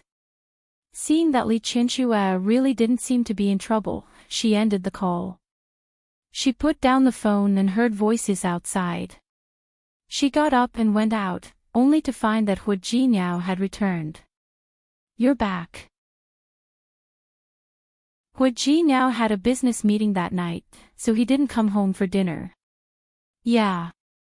Hu Jiniao sat down on the sofa and pulled her onto his lap when she approached. Have you eaten? The person Hu Jiniao asked Yang Wenchang to find had arrived today. How's Ms. Yu's cooking?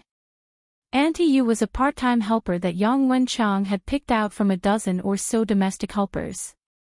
It was fine to let Su Qingsang cook once in a while, but how could Hu Jiniao bear to let her cook all the time? Not bad. Su Qingsang nodded and rubbed her face against his chest. Hu Jiniao lowered his head to look at her. He was sensitive enough to notice that her emotions weren't quite right. What's wrong? You don't like her? It has nothing to do with Ms. Yu. Su Qingsang knew that she couldn't hide this matter. Hua Jinyao would find out sooner or later.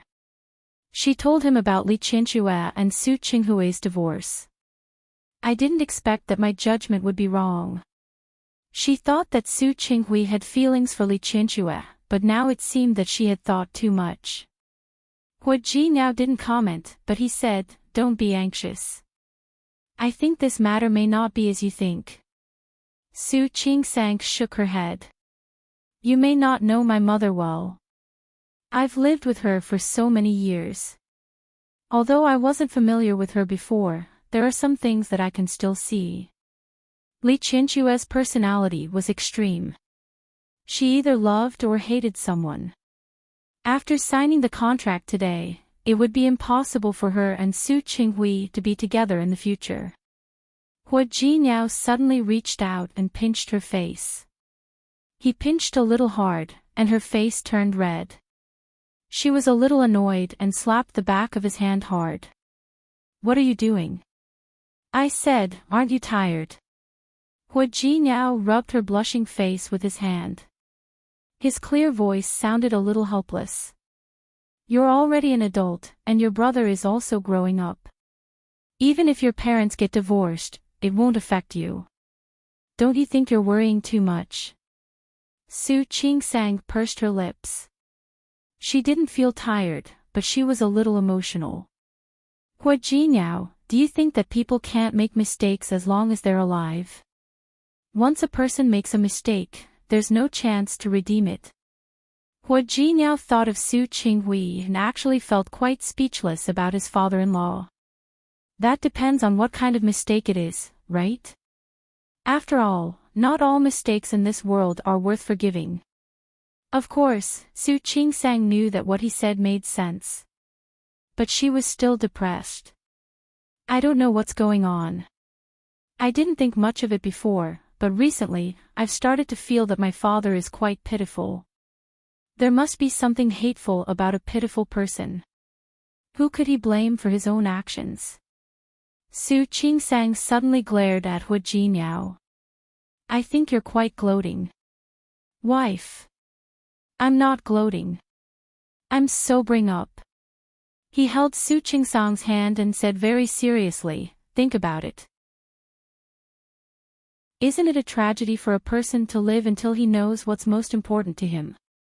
If he were a smart person, he would have known what was most important to him earlier. Then, he wouldn't have ended up like he did today. From the son-in-law of the Li family to an ordinary person with nothing. The gap between them was not small. Su Qinghui's biggest mistake was probably that he had never seriously thought about what was most important to him and what he wanted to keep the most. Su Qingsang understood these principles, but how many people in this world could understand what they wanted from the beginning? Many people often lived in a daze for their whole lives and still didn't understand what they wanted. All right. Don't think about your father. He's already an adult. Let him worry about his own things. If he really still had feelings for Li Qianxue, Su Qinghui would naturally take action. After all, he was still young. If he didn't take action, he was afraid that both of them would regret this life. If Su Qinghui didn't have feelings for Li Qianxue and only wanted the benefits brought by the Li family and the Li family, then it would be good for them to divorce. Either way, it shouldn't be something that Su Qingsang, as a daughter, should care about. I know. She was just a little emotional. If Su Qinghui could wake up a few years ago, he wouldn't. The arm around her waist tightened. Su Qingsang was caught off guard and fell into Hua Jinyao's chest. What? What do you think, what? Hua Jinyao dragged the last word. Su Qingsang obviously knew that. She patted him on the shoulder and said, stop it. My relatives are here. Hua Jinyao's hand, which was about to act presumptuously, suddenly stopped moving. He looked at Su Qingsang with extreme depression. Isn't it a few days? I don't know. Maybe it was because of the change of environment and place, she was early this time. Hua Ji now took a deep breath, buried his face in Su Qingsang's neck, and rubbed it. All right. Go take a shower. Hua Ji now didn't take a shower as she thought. Instead, he reached out and hugged her waist tightly. Su Qingsang was stunned for a moment. She seemed to have only just realized that Hua Jinyao was a little strange today. Since he came in, she had been the one saying that he was caring about her feelings. However, she seemed to have realized that Hua Jinyao didn't seem to be in a good mood either. What happened? It's nothing. Hua Jinyao's voice was a little low. I just want to hug you. He didn't say anything, so Su Qingsang didn't ask. She put her arms around his back and slightly tightened her grip. This movement allowed her to hear his extremely regular heartbeat. She put her ear against it and spoke in a very low voice.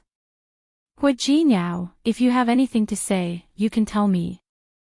Although I don't know much about the company, I will listen. Okay. Hua Jinyao rubbed his forehead and looked at the serious expression on Su Qingsang's face. He smiled and leaned over to kiss the corner of her lips. Su Qingsang slowly got used to the work in the hospital, so there was nothing she was unfamiliar with. After following Sun Huiya to an operation, she began to be the chief surgeon for the subsequent small operations. Later on, she began to participate in the major operations. Su Qingsang slowly became busy. Not only did she have to work during the day, but she also had to be on duty at night. The night shift was divided into the night shift and the night shift. The night shift was fine because she could go home after only staying for the first half of the night. However, the night shift meant that she had to stay in the hospital for the whole night. Su Qingsang wasn't unaccustomed to it. Hua Jinyao was a little distressed that she was overly involved in her work. But as long as it was what she wanted, he didn't stop her. However, he often asked Mizu to make some delicious food or stew some nourishing soup. However, on the weekends, Hua Jinyao would bring Su Qingsang back to the Hua family's old mansion. Old Master Hua was old, so he liked to be lively and crowded. Usually, the Hua family would be more crowded on Friday night. Other than Hua Mingguang's family, there was also Hua Mingliang and Hua Mingmei's family. The atmosphere at the dining table was very lively. Hua Mingmei had been humiliated by Li Qianxue before, so she was very unhappy. Now that she saw Su Qingsang, that unhappiness surfaced again. Speaking of which, Su Qingsang had been in Rong City for more than half a month. This was the first time she had eaten with them since she started working. Because last Friday, Su Qingsang had kindly gone to work for a colleague in their department. Therefore, Su Qingsang wasn't at the party last Friday. Today, they bumped into each other. When Hua Mingmei saw Su Qingsang, she thought of how Li Qianxue had humiliated her last time, and the smile on her face became a little fierce. Chapter 485. Hua Jinyao scooped a bowl of soup for Su Qingsang. He had specially asked Aunt Zhou to make this soup. Su Qingsang had been so busy recently that she had dark circles under her eyes. Hua Jinyao felt sorry for her. Have some soup. I'll do it myself. So many people were watching. She was too embarrassed to show off her love in front of so many people, especially when her cold-faced mother-in-law, Lu Tongjia, was sitting across from her. Lu Tongjia looked at the scene in front of her expressionlessly. It was as if she didn't see it. Hua Mingmei, on the other hand, couldn't help but glance at Su Qingsang and clicked her tongue. Speaking of which, Jinyao has changed a lot since he got married. He's really changed a lot. He really cares about his wife. Hua Jinyao's expression didn't change. He even put a fish into Su Qingsang's bowl as if nothing had happened. Of course he should care about his wife. Just like how uncle loves Aunt very much, he won't love other women. Isn't that right? Hua Mingmei's expression changed and she almost slammed the table. She was the youngest daughter of old Master Hua, and the Hua family had more sons than daughters. Naturally, she was doted on by everyone. Not to mention, Hua Yangyuan only had 2 sons. He didn't have a daughter. She was the only girl in the Hua family. She had been spoiled by her father and brother since she was a child. Naturally, she had a bad temper. However, she was also obsessed with Wei Nantian, who was inferior to the Hua family in all aspects. The Wei family was good, but it was nothing compared to the Hua family. In recent years, because of the Hua family, the Wei family's business had also improved a lot. With this status, they naturally didn't have to worry about other women trying to use this relationship to climb up. 2 years ago, a secretary of Wei Nantian had other ideas. She pretended to be pitiful and weak, which made Wei Nantian feel pity for her. In the end, Hua Mingmei suppressed it and didn't make a fool of herself. But it wasn't a good thing. Hua Jinyao bringing this up now felt like he was slapping Hua Mingmei in the face. Jinyao, is this how you talk to your elders? Did I say something wrong? Hua Jinyao glanced at Hua Mingmei with an innocent look. Hua Mingmei almost fainted from anger. She turned to Su Qingsang and said, "You're right." He was right. Jinyao was a good kid. In my opinion, the men of the Hua family are all affectionate. It's really a blessing for Qingsang to marry you. Auntie is wrong. I think it's my good fortune to be able to marry her. Hua Jinyao didn't forget to glance at Su Qingsang as he spoke. His eyes were full of love. Hua Mingmei felt her teeth aching. As Hua Mingmei's aunt, there was no reason for her to put down her status and get angry with a junior like this. However, she really couldn't calm down. The Hua family's style was considered strict. From old Master Hua to Hua Mingguang and his brother, there were private disputes, but in matters between men and women, they were very scrupulous. He had chosen his own wife, and he treated his wife with great respect and care. Not only old Master Hua's family, but Hua Yangyuan's family, and even Hua Yangxiu's family were the same. Unfortunately, she was married to Wei Nantian, and Wei Nantian treated her well. At least for the sake of the Hua family, he would respect her. However, no one was as considerate as Hua Mingguang was to Lu Tongjia, or as protective as Hua Jinyao was to Su Qingsang. Not to mention what had happened before. It was inevitable that she couldn't hold her head high in front of her parents. She wanted to say more, but Wei Nantian, who was sitting next to her, began to tug at her sleeve again. When she looked up again, she found that old Master Hua's face was a little gloomy. Hua Mingmei stopped talking. She could show off in the Wei family only because of her parents.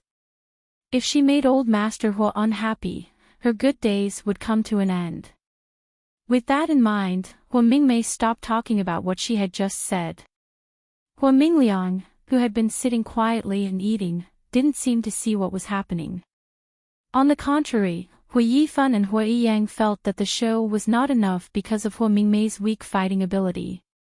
All right, all of you are blessed. I think you should hurry up and give birth to a chubby boy.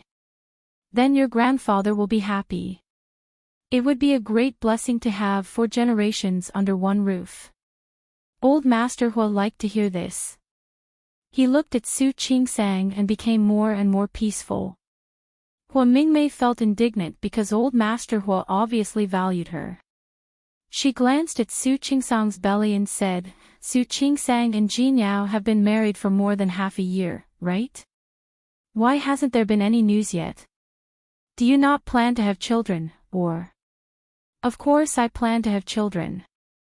Hua Jinyao immediately saw Su Qingsang's expression change. He gave her a look and turned to face Hua Mingmei. "But every child is a gift from God. It hasn't come yet. Maybe it's not the right time. When it's the right time, it will come. What's more, what he didn't say was that they had only been married for half a year. Many people had been married for more than a year or even several years and hadn't had children. Hua Mingmei's lips moved, and old Master Hua glared at her. When he turned to look at Su Qingsang, his expression was still kind. Qingsang, don't feel pressured. Although I want to have great-grandchildren, you don't feel pressured either. Very few elders would say such kind words to their juniors. Especially to a family like the Hua family. Hua Mingmei now felt that old Master Hua was really biased, but the more he was like this, the more she couldn't say anything. Hua Yifan slightly narrowed his eyes, as if thinking of something. He lowered his head and didn't say anything. Even though Hua Manzi knew that Su Qingsang was not someone she could afford to offend, she was still a little drunk when she saw that an outsider like her grandfather liked her so much. They felt that old Master Hua was biased, but Su Qingsang felt even more uncomfortable because of his tolerance. Speaking of which, she really didn't plan to have children in a short period of time, but looking at old Master Hua like this, she always felt that she was lying to him, which made her very uncomfortable. This mood lasted until the evening. This week, Su Qingsang had been on duty for a few days, and her period had come. Hua Jinyao hadn't been intimate with her for a few days. As soon as he held her in his arms, he noticed that she was not in a good mood. What's wrong? Su Qingsang looked at him and didn't know what to say. After thinking about it, she told him the truth. Hua Jinyao, why do I feel that I'm a little sorry for Grandpa? Why do you think that? Grandpa is old, and he wants to have great-grandchildren. But now what are you thinking? Don't worry. Grandpa is just saying. If you really don't have children, he won't beat you up. Hua Jinyao. She was serious. She wasn't a person who couldn't tell good from bad. Old Master Hua had been protecting her since she entered the Hua family. Although she hadn't known him for a long time, she knew that old Master Hua truly loved her and Hua Jinyao. However, she lied to old Master Hua, which made her feel very guilty.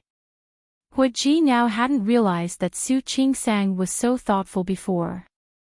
Now that he saw it, he actually felt that it was quite fun. I told you, Grandpa really won't mind. Hua Jinyao was afraid that she wouldn't believe him, so he added, Grandpa is not young anymore. His health isn't as good as it used to be. But other than his blood pressure being a little high, he doesn't have any other problems. Don't think too much about it. But, okay. Then let me ask you. Do you want to have children now? Hua Jinyao looked into her eyes and asked very seriously. Su Qingsang pursed her lips into a straight line, and there was a hint of hesitation on her beautiful face. After struggling for nearly a minute, she shook her head gently. No. Hua Jinyao, don't be angry. Hua Jinyao, don't be angry. I really don't want to have children now. Not to mention that her work had just improved. It was time for her to show off her skills. Even the shadow in her heart hadn't been completely eliminated. If that's the case, then isn't it settled? Hua Jinyao held her waist in his arms, lowered his head, and kissed her face. I've said it before. If you don't want to have children, then don't. This is your right. You don't have to worry about it. If you think you're not ready, then we'll wait for you to be ready. In her eyes, these were big things, but in his eyes, they were small things. More importantly, Hua Jinyao wasn't ready yet. He didn't know how to be a good father. Su Qingsang blinked at him. She had always known that Hua Jinyao was handsome, but for the first time, she felt that he was tall and powerful in her heart. He was like a mountain that she could rely on. She couldn't help but raise her head to kiss his lips, and at the same time, she put her hands around his neck. It was an extremely rare experience for Hu Jinyao to have his wife take the initiative. It was also very interesting to let the other party take the initiative occasionally. However, Hu Jinyao wasn't satisfied with this. It was rare for his wife to take the initiative, so of course, he had to take the opportunity to fight for more rights for himself. That night, naturally, was filled with red waves and boundless spring scenery. The next day was Saturday. Su Qingsang rarely had a rest today. Although she was tortured by Hu Jinyao yesterday. Usually, as long as she was at the Hu family, she would definitely go downstairs to accompany old Master Hu. The weather in Rome City hadn't warmed up yet. Old Master Hu's health wasn't very good, but he still wore a cotton Tai Chi suit and practiced boxing outside. Su Qingsang put on a down jacket and followed him out to stand beside him. Grandpa. Morning. Morning. Old Master Hu was especially pleased to see Su Qingsang. He smiled at her and said, "Why are you wearing so much? How do you practice boxing?" "It's okay. This is a thin style. It can be moved." Su Qingsang gestured 2 movements as she spoke. Old Master Hu smiled and said, "Okay, do it again as I taught you last time." "Let me see." "Okay." Su Qingsang didn't hesitate. She moved her limbs and then began to practice. Old Master Hu looked at her and nodded repeatedly. "Not bad, not bad. Although the strength is a little lacking, the movements are correct." "Thank you, Grandpa." As Su Qingsang spoke, she learned the new movements from Old Master Hu. Then, Old Master Hu pointed out her shortcomings and said that she didn't have enough strength. Her punches really didn't have much strength. It couldn't be helped. Hu Jinyao's physical strength was too good. It was already her strength that she could get up in the morning. After practicing boxing, she followed Old Master Hu into the house. Aunt Zhou had already prepared breakfast. Su Qingsang and Old Master Hu went to their respective rooms to wash up and then went downstairs again. However, as soon as she came down, she saw Lu Tongjia sitting there with a cold face. When she saw her, her face became even more gloomy. Su Qingsang was stunned for a moment and subconsciously looked at Hu Jinyao, who was sitting opposite Lu Tongjia and had come downstairs earlier than her. Hu Jinyao shook his head at her. Su Qingsang calmed down and thought that Hu Jinyao meant that it was okay. However, she didn't know that Hu Jinyao also didn't know what Lu Tongjia was going to do. It was cold outside, and the water in the pool was frozen. He wanted to swim in the Hu family's indoor pool. After swimming, he went to the gym for a while. When he came back after a shower, he found Lu Tongjia sitting on the sofa in the living room with a cold face. When she saw him, she asked him to sit down. Therefore, he didn't know what Lu Tongjia wanted to do. He looked at Hu Mingguang, who was sitting next to Lu Tongjia. He seemed to be confused as well. "Mom. If you have something to say, just say it." Hu Jinyao's tone was calm. After all, he hadn't been close to his mother since a long time ago. Today was Saturday, but it didn't mean that he had nothing to do. Lu Tongjia looked upstairs and said, "Don't rush. We have to wait until everyone is here before we talk." As she spoke, she didn't forget to glare at Hu Jinyao. That look really made Hu Jinyao feel uncomfortable. He was about to ask Lu Tongjia what she wanted, but Su Qingsang and Old Master Hu had already come downstairs. "Why are you all sitting here? Don't you want breakfast?" Old Master Hu looked at his daughter-in-law's sullen face and was a little unhappy. It was a weekend, and it was rare for the old man to see his grandchildren and daughter-in-law back, but Lu Tongjia put on such a cold face. Even though he knew that Lu Tongjia didn't come for him, it was enough to make Old Master Hu unhappy. "Dad. Breakfast can wait, but I have to make it clear now. As she spoke, Lu Tongjia stood up and walked over to help Old Master Hua. He waved his hand. He wasn't that weak yet. Sitting down on the sofa, Old Master Hua's voice was very soft. Tell me, what's the matter? Lu Tongjia was about to speak, but when she saw Su Qingsang sitting with Hua Jinyao, the dissatisfaction in her eyes became more intense. However, not only was Old Master Hua looking at her, but even Hua Mingguang was looking at her. He really didn't understand what she wanted to say. Dad. Lu Tongjia finally turned her eyes back to Old Master Hua. Speaking of which, I have seen how you have treated Jinyao all these years. I know that you love him the most. This was the truth.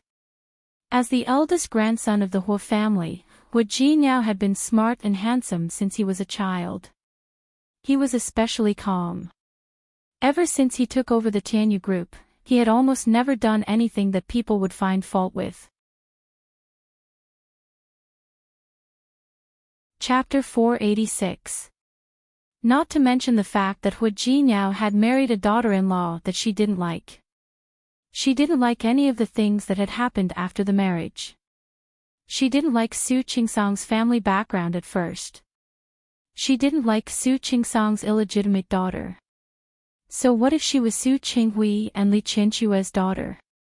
With a father like that, how much scheming could Su Qingsang have done? How many tricks did she use to make Hua Jinyao marry her? Who knew? Lu Tongjia didn't like Su Qingsang because of Hua Jinyao. Lu Tongjia sighed and said helplessly, Dad, I always said that you spoiled him. You didn't believe me. Now he's getting older, and he's getting more and more out of control. She said all this, but didn't say what Hua Jinyao had done. No matter how patient Old Master Hua was, he was running out of patience. Just say it. Don't beat around the bush. Su Qingsang and Hua Jinyao looked at Lu Tongjia. Hua Jinyao's first reaction was that Lu Tongjia was going to make a fuss about Su Qingsang's father. Fortunately, he had told his grandfather about it. He wasn't afraid that his grandfather would be unhappy. Moreover, it was Su Qinghui's doing. What did it have to do with Su Qingsang? Dad. Lu Tongjia thought of what Hua Mingmei had said to her last night, and her lips curled into a mocking smile. Don't feel uncomfortable about what I'm going to say next. Lu Tongjia glanced at Hua Jinyao with dissatisfaction in her eyes. Look at Jinyao. What did you say yesterday? This child is a gift from God. A gift from God. I really thought that he wanted to have a chubby boy to satisfy your wish to have a great-grandson. But now I realize that it's a gift from God. It turns out that he never intended to have a child. Hua Mingguang and Old Master Hua both looked at Hua Jinyao. Hua Jinyao and Su Qingsang were stunned at the same time. They didn't expect Lu Tongjia to say this. Dad. This morning, Xiao Jiang went to clean up their room and told me something. I didn't know until now that they were using contraception. Lu Tongjia sneered and stared at Hua Jinyao and Su Qingsang sharply. Is this how you fool your elders? Is this how you treat your grandfather who loves you so much? In fact, even Lu Tongjia, not to mention Old Master Hua. It was one thing to dislike Hua Jinyao, but it was another thing to want a grandson. Many people in Rome City who were the same age as Hua Jinyao were already in kindergarten. Unfortunately, the men in their family all married late. Hua Jinyao got married at the age of 30, which was not early. But he was good. On one hand, you want your grandfather to have a great-grandchild, but on the other hand, you don't want to get pregnant or have children at all. What is this? Outwardly agreeing, but inwardly opposing. That was why Lu Tongjia didn't like him. One set to the front and another set to the back. Thinking of what he had done in the past, her voice became even colder. If you really don't want to give birth, just say so. Why would he lie to us? Lu Tongjia's voice wasn't very loud. Considering that there were servants working in the kitchen and outside, her voice was very soft. However, everyone in the living room could hear her clearly. Old Master Hua's face darkened. Hua Mingguang also looked at Hua Jinyao, his eyes full of disapproval. Sitting there, Su Qingsang felt very uncomfortable being stared at by the elders. She didn't expect that Lu Tongjia would know about it. She already felt a little guilty about old Master Hua, and now she didn't know what to say. Feeling guilty, she was a little stiff and uncomfortable. Hua Jinyao secretly squeezed her palm to reassure her. How could Su Qingsang not be worried? She looked at him again, and Hua Jinyao squeezed her palm again. Their actions didn't escape Lu Tongjia's eyes. Seeing this scene, she only felt the anger in her heart grow. Hua Jinyao didn't expect Lu Tongjia to talk about this. Looking at the blame in the eyes of the three elders, he pursed his lips. I don't want to have children. Because I'm not ready to be a father. You're not ready to be a father. Lu Tongjia chuckled. Are you not ready, or is she not ready? I'm not ready. Hua Jinyao didn't mind letting Lu Tongjia know. Mom, it's my decision not to have children. You don't have to drag Qingsang into this. Did I drag her into this? Did he think she was blind? Couldn't she see the little action between the two of them just now? I said it was my decision not to have children. Hua Jinyao didn't look good, and Lu Tongjia looked even worse. Okay. She nodded and looked at Hua Jinyao's protective face. You said you didn't want children. But what did you tell your grandfather yesterday? Old Master Hua sat there without saying a word. He was old, and he didn't know when he would pass away. Back then, his wife looked very healthy, but who knew that she would pass away so suddenly? He thought that his body was healthy. However, old people really didn't know how much time they had left. Hua Jinyao wanted to get married a few years ago. Finally, he got married, so he naturally hoped that he could have children soon. Fortunately, he could see the fourth generation of the Hua family before he closed his eyes. However, he didn't expect Hua Jinyao to do such a thing. Not only did old Master Hua look serious, but Hua Mingguang also looked a little unhappy because of what Hua Jinyao had done. He could say that he didn't want to have children, but he did such a little thing behind his back. Is it because in your hearts, we are the kind of rude and unreasonable parents? Unreasonable? Lu Tongjia said coldly. She was obviously very disappointed with their behavior. You are the younger generation. If you have anything to say, you can talk to the elders. But you? This time, Hua Jinyao didn't say anything, and Su Qingsang also lowered her head and didn't speak. In fact, although Lu Tongjia's tone wasn't very good, what she said was indeed reasonable. Lu Tongjia looked at Su Qingsang's face and changed the topic. You said it has nothing to do with her. Do you think I'm stupid? To put it bluntly, she just doesn't want to have children. Isn't that right? Seeing that Hua Jinyao wanted to say something, she glared at him. Don't always speak for her. She's already an adult. Can't she even speak? Su Qingsang, tell me now. Who on earth doesn't want to have children? Su Qingsang looked at Lu Tongjia and then at old Master Hua. Her face was a little pale. When she saw the disapproval in old Master Hua's eyes, she lowered her head guiltily. Grandpa. I'm sorry. Lu Tongjia looked at old Master Hua. Dad, did you see that? Since things had come to this, what else was there to ask? Isn't it obvious? Old Master Hua didn't speak, and Hua Mingguang's face didn't look good either. Hua Jinyao looked at Su Qingsang's face and reached out to hold her hand tightly. Mom, you don't have to do this. Qingsang is still young this year. We really aren't ready. Besides, what's wrong with having children a few years later? I didn't marry Qing Sang just to let her have children for me. You're in the right. Lu Tongjia was so angry that she laughed. She's young, but are we young? You really didn't marry her to let her have children for you. So you can lie to us like this, right? This isn't a lie, is it? At best, it's a white lie. When we're ready, we'll have children when we want to. Why are you in such a hurry? Yes, we'll have children when we want to. By the time you want to, your father and I might have already. Enough, old master was scolded. Lu Tongjia didn't finish the words she wanted to say. When she met old master Hua's eyes, she shut up in embarrassment and didn't finish the words. Su Qingsang and Hua Jinyao both lowered their heads at this time, looking a little guilty. Old Master Hua looked at his beloved grandson in front of him and then at Su Qingsang, who was satisfied with him. He sighed in his heart. I'm old. What I say doesn't matter anymore. I don't blame you for not respecting me. Grandpa. Su Qingsang was really embarrassed by old Master Hua's words. Not only her, but even Hua Jinyao looked anxious.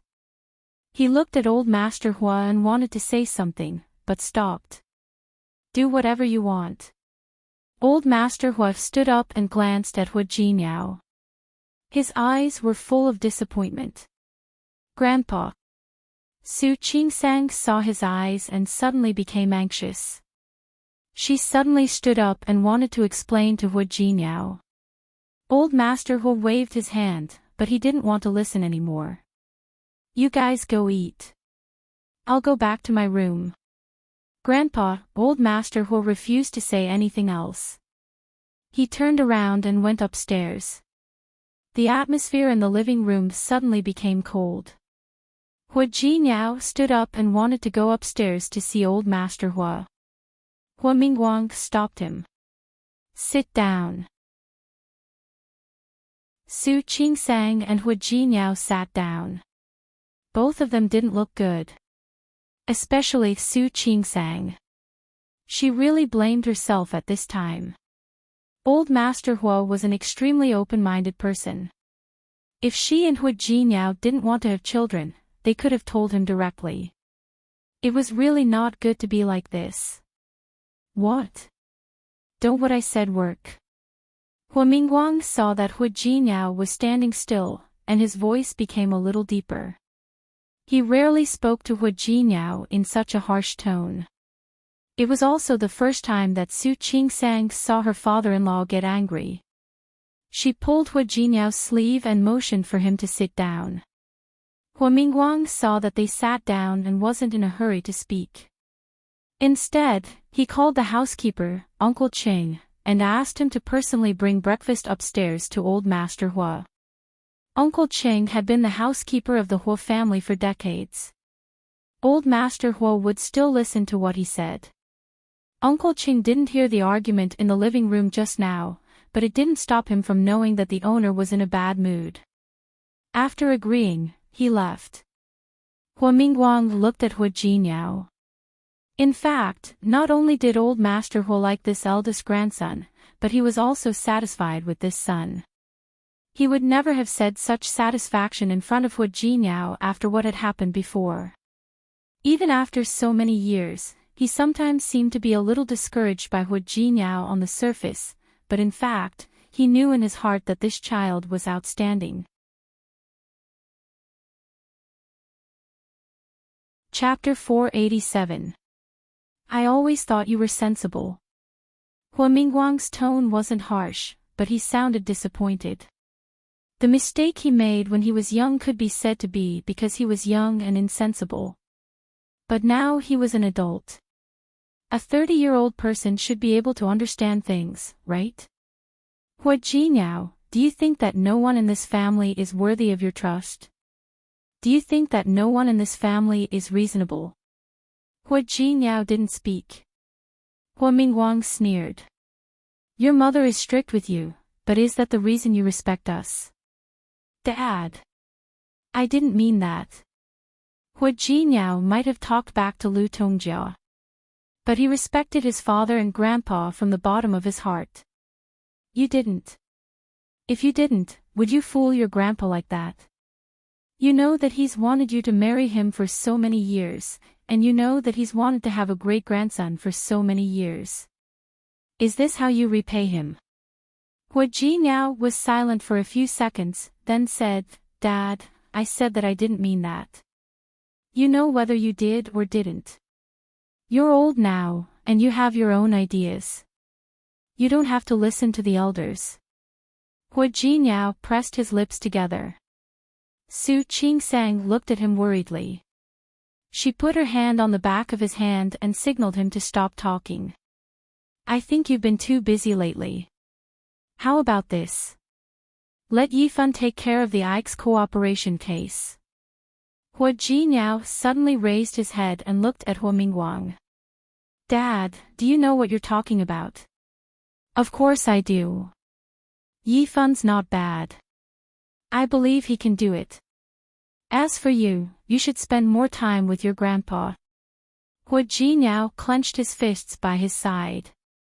There was a trace of sarcasm in his eyes. Let Yifan take care of the Ike's cooperation case. What next? Are you going to give him my position as the CEO? Hua Jinyao, what kind of attitude is that? Hua Mingguang was angered by his words. Don't forget that the Hua family doesn't belong to you alone. It doesn't even belong to me alone. I'm the chairman now. I have the right to arrange your work. Hua Mingguang was nothing more than the eldest son of the family. Therefore, it was only natural that Tianyu Group would be handed over to him after Old Master Hua. However, Tianyu Group didn't belong to Hua Mingguang alone. It was founded by Old Master Hua. As Old Master Hua's other child, Hua Mingliang was also a part of it. Su Qingsang didn't expect so many things to happen just because they didn't want to have a child so soon. She was also stunned for a moment. She turned to look at Hua Jinyao with obvious worry in her eyes. But now that Hua Mingguang and Lu Tongjia were here, she didn't even know what to say to comfort him. Hua Jinyao stood up. His back was straight. He looked at Lu Tongjia and Hua Mingguang. Finally, he turned to look at Lu Tongjia. Mom, this is what you want, right? He asked Hua Yifan to share his workload. This was the first step. What was next? Weaken his authority in Tianyu Group. Slowly hand over Tianyu Group to Hua Yifan. Hua Jinyao. What kind of attitude is that? Lu Tongjia was angered by his words. You lied to your elders and played us around. You're still in the right, aren't you? Qingsang and I just don't want to have children at this stage, but it doesn't mean that we won't have children in the future. Mom, you really don't have to overreact. Is this a matter of whether you have children or not? This is a matter of the two of you not lying to your elders and trying to fool us. Lu Tongjia glared at Hua Jinyao. I never care about the company's affairs. This is Dad's decision. I think it's a good decision now. You've been acting more and more out of control recently. I think it's time for you to calm down and sober up. Even if your grandfather was here, I believe he would agree. Hua Jinyao clenched his fists so tightly that blue veins popped out on the back of his hands. Looking at the stern look on Lu Tongjia's face, he suddenly smiled. The Ike's cooperation case, right? No problem. I'll go to the company the day after tomorrow and hand it over to Hua Yifan. But Dad, tell me what else you want to give him. It's better to make it clear at once. It'll be too troublesome to hand it over right and left. Hua Mingguang wasn't very angry at first. But now, he was a little angry because of Hua Jinyao's words. Hua Jinyao. Do you think I want to take away your power? Do you think I want to drive you away from Tianyu? Let me tell you, I really just want you to spend more time with your grandfather. If you keep doing this, I really don't mind letting you have more free time. Hua Mingguang never thought that one day he would fight with his son like this. He didn't expect that Hua Jinyao would think of him like this. This realization made him so angry that his whole body began to tremble. You hurt your grandfather's heart like this. Don't you want to spend more time with him? No one forced Su Qingsang to have children. The men of the Hua family married late. But no one urged Hua Jinyao to get married. He chose to get married, and he agreed to have children. Therefore, he couldn't blame his elders for being angry now that he was pretending to be obedient. Hua Jinyao's body stood there motionless, looking a little stiff. Su Qingsang didn't expect things to develop to this point. She gently touched Hua Jinyao's hand and turned to face Hua Mingguang. Dad. I'm sorry. I'm the one who started all this. I didn't want to have children. Jinyao just, enough. Lu Tongjia was annoyed to see Su Qingsang. Stop talking. Don't I know that you caused this? I don't know what you did to coax Jinyao into marrying you. Now you coaxed him to the point that he doesn't even want to have children. Su Qingsang, you're really well educated. She admitted that Su Qingsang didn't handle this matter well, but she didn't understand what Lu Tongjia was talking about. Just as she was about to ask Lu Tongjia what she meant, Hua Jinyao pulled her over. Mom, you don't have to say it. Qingsang doesn't need to coax me. I didn't want children. Okay. I really didn't know that our whole family had a lover. Lu Tongjia was furious. She stood up and said, since you have so many ideas, then you too can go live your own lives. We elders don't care about you anymore. Lu Tongjia was really angry this time. It was completely different from the past when she was just unhappy and said a few words. She got up and left. Hua Mingguang didn't stay and stood up as well. Before leaving, he gave Hua Jinyao a cold look, with a hint of disappointment in his eyes. Suddenly, only Su Qingsang and Hua Jinyao were left in the living room. Su Qingsang didn't expect things to turn out like this. She turned to look at Hua Jinyao with worry in her eyes. Jinyao, look, it's okay. Hua Jinyao didn't expect the elders to have such a big reaction. He patted Su Qingsang on the shoulder and said, don't worry. It's really okay. I'll explain it to Grandpa later. Old Master Hua wasn't an unreasonable person. It was always okay to explain it to him. Su Qingsang bit her lip, feeling that it wouldn't be so easy to get over it. Hua Jinyao raised his hand and gently flicked her forehead. That's enough. Leave it to me. You don't have to worry about it. Hua Jinyao. Should I tell Grandpa myself? You tell him yourself. Do you want to have a baby now? Su Qingsang blinked her eyes and finally shook her head firmly. Then it settled. Don't worry. Leave it to me. I'll take care of it. Su Qingsang didn't mention it again after he said that. Hua Jinyao and Su Qingsang were the only ones eating breakfast that day. It was a lot quieter. After breakfast, Hua Jinyao went upstairs to talk to Old Master Hua. Su Qingsang didn't know what he said, but Old Master Hua went downstairs for lunch. Although he didn't look very good, at least he didn't look as bad as he did in the morning. Su Qingsang wanted to say something to Old Master Hua several times, but in the end, she didn't. The atmosphere in the Hua family was still a bit depressing that weekend. Su Qingsang thought about it for a day and decided to let it go. Some things would take their natural course. As for the baby, she would wait until she was ready to have another one. On one side of Hua Jinyao's office stood a small team of people who worked with him. They were the employees in charge of Ike's this time. On the other side stood Hua Yifan. He looked at Hua Jinyao, who was sitting behind the desk. His face was calm, but deep in his eyes, there was a trace of excitement and joy. Brother. Hui Yifan didn't call him president but brother. He did that on purpose today. I heard from uncle that you are going to hand over the Ike's case to me. Yes. Hui Jinyao saw the smug look in Hui Yifan's eyes, but he didn't argue with him. He turned to look at the people standing on the other side. These are the people in charge this time. They have prepared the documents and information. I will leave the rest to you.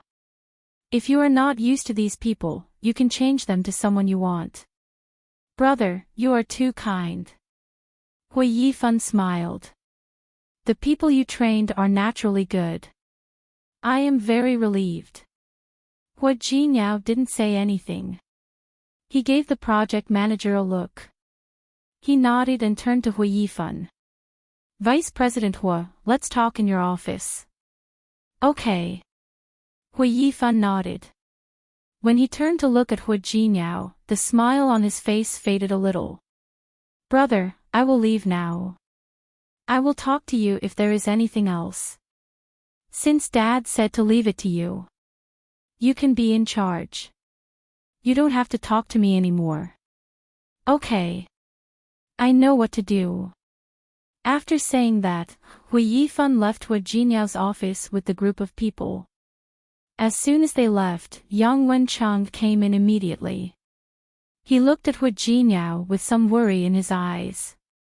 President Hui, Hui Jinyao had said a long time ago that he would follow up with Ike's, and it was about to be settled. Chapter 488. It's okay. Hui Jinyao waved his hand.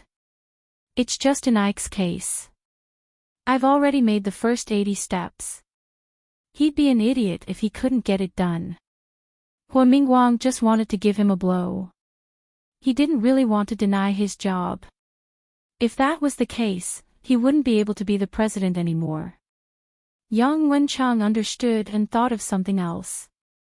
President Hui, do you remember Xinglua Department Store and Kasong Electronics in Lin City?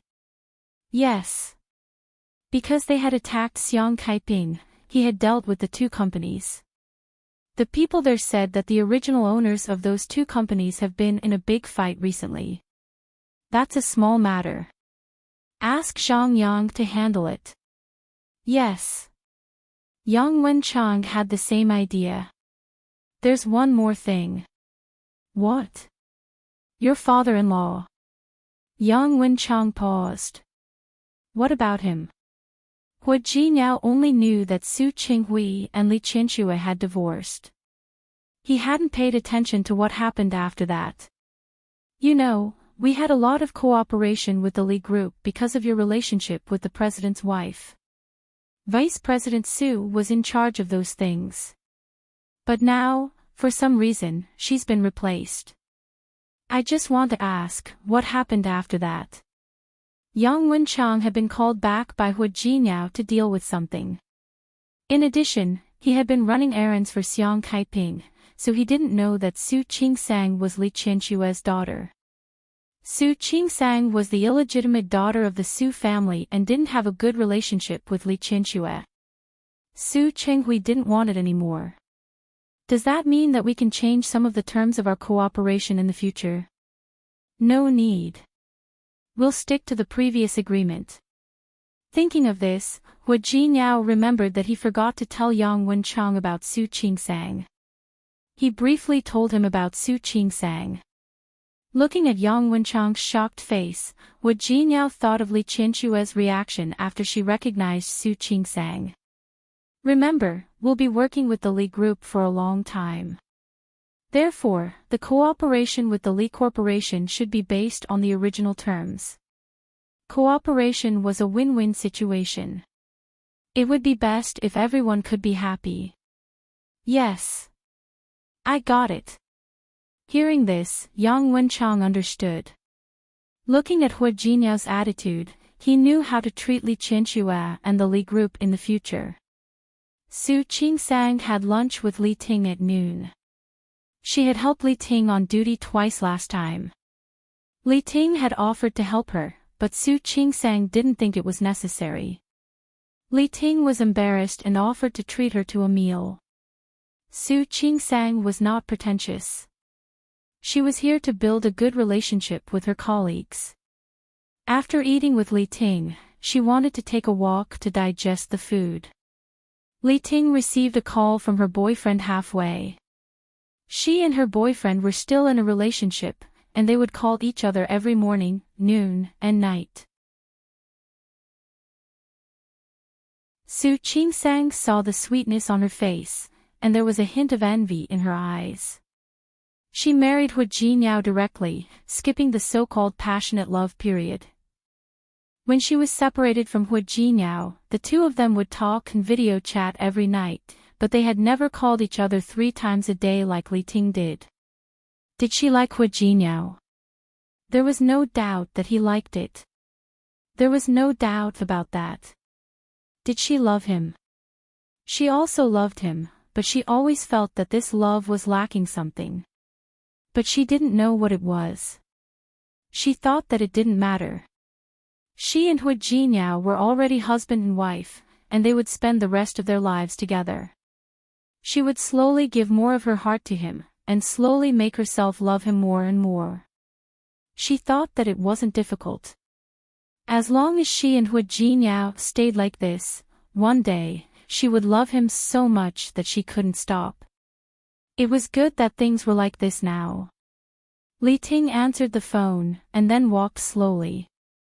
Su Qingsang was too embarrassed to stop and listen to the sweet words of the young couple, so she deliberately sped up. However, when she returned to the hospital, everyone had gone for lunch and hadn't come back yet. The emergency room downstairs received another patient. It was a pregnant woman who had fainted, and her condition was unknown. Su Qingsang went down to the emergency room with 2 nurses. Before she reached the bed, she saw Zhang Yichen standing next to it with his back straight. "Hey, it's you." Su Qingsang was a little surprised to see him. Her eyes fell on the pregnant woman on the bed, who had a slightly bulging belly. Dr. Huang from the emergency room saw her coming down, so he pointed at the pregnant woman on the bed and explained the situation. "The pregnant woman has fainted. She is about 20 weeks pregnant. It seems that she has PIH. But the pregnant woman is injured. We'll have to wait for the obstetrics and gynecology department to find out more about her condition." "Okay, I got it." Su Qingsang nodded and signaled the nurse who followed her to push the pregnant woman upstairs for the examination.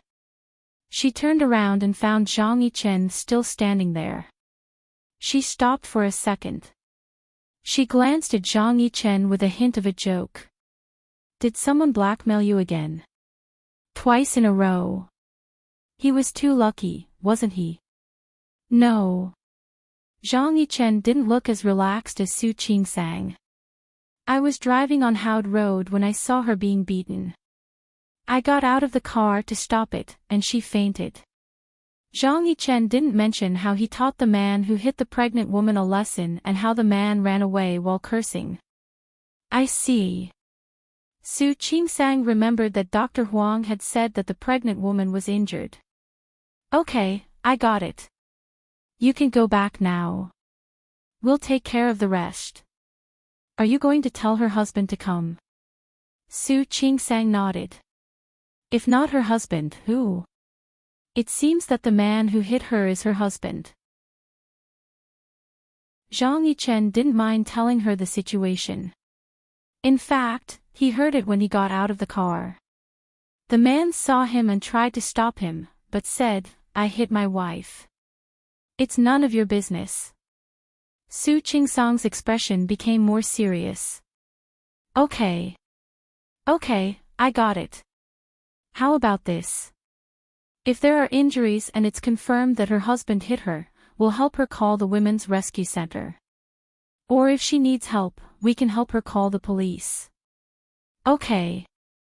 Su Qingsang looked at Zhang Yichen's face, which obviously didn't relax. "Are you from Rong City?" "No."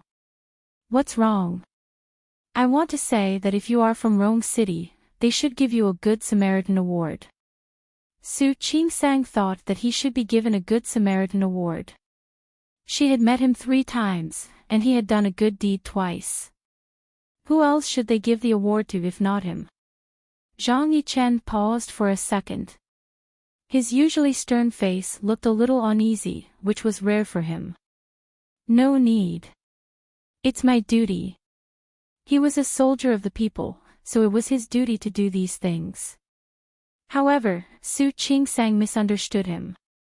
She had always thought that he was a policeman. He was a policeman, so it was his duty to do good deeds. Okay. I'll go check her. Help yourself. Okay. Thank you. Not at all. It's my duty. Su Qingsang told him what he had just said. Zhang Yichen was stunned for a second.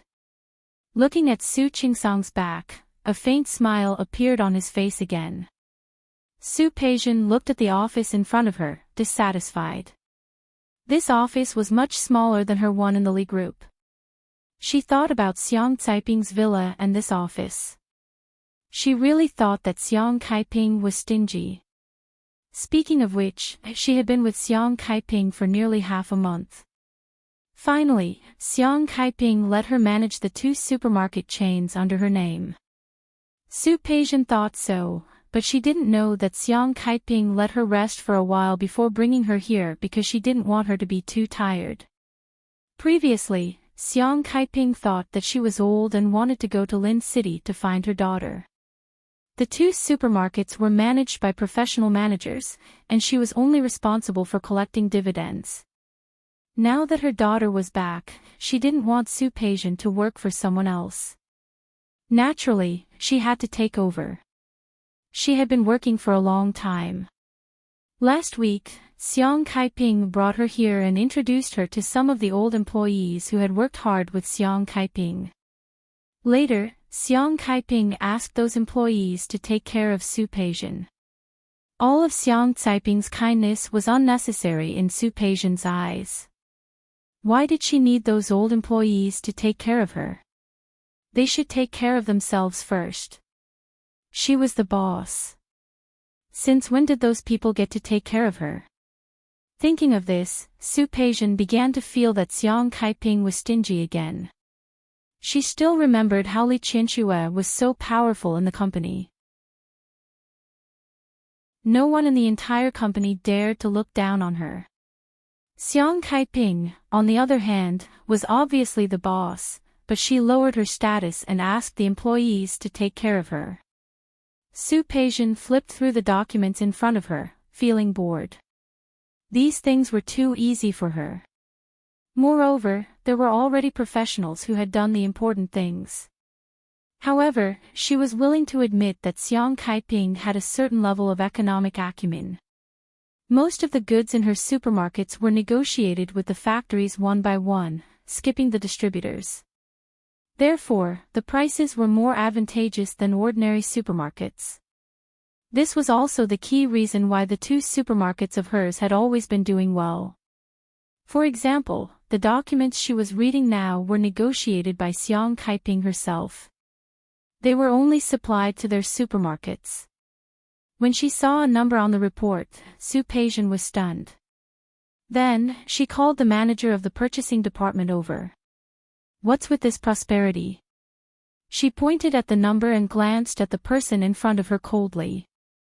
The manager's surname was Wang, and he didn't look young. He was in his 40s and had been working for Xiang Caiping before. He called Xiang Caiping Sister Xiang. After Xiang Caiping brought Su Peijian here, they didn't look down on her.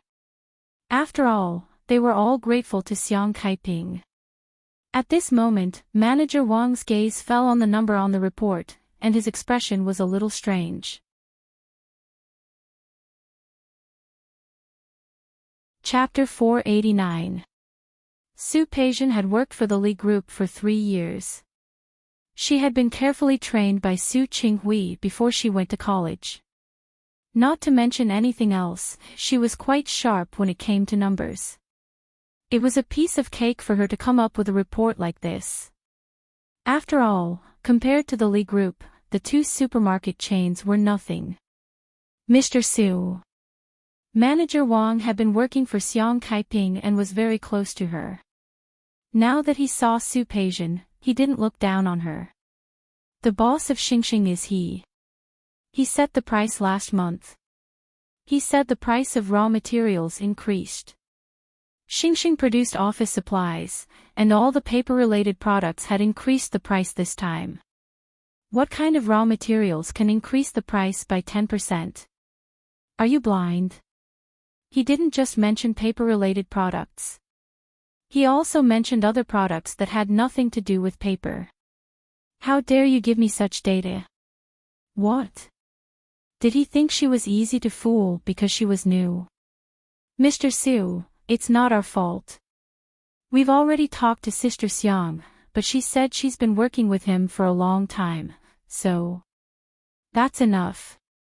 Su Peijian didn't have the patience to listen to these things. Anyway, she was bored and had nothing to do, so she might as well settle this. Help me make an appointment with Mr. He. I want to see him tonight. He might not have the time. Okay. He doesn't have the time, does he? He doesn't care about the sales of our two supermarkets, does he? Then don't work with him anymore. I'll tell the other circles in Rome City about what they've done. We'll see who's going to lose face. Hearing Su Peijian's words, Manager Wang didn't insist anymore. He turned around and went to contact the boss of Xingxing for her. He told her that the boss was free that night and asked her to meet him at Xiangshan Restaurant. After entering Xiangshan Restaurant, Su Peijian looked much better than before. Xiangshan Restaurant was almost as good as Chaoan Courtyard in Lin City.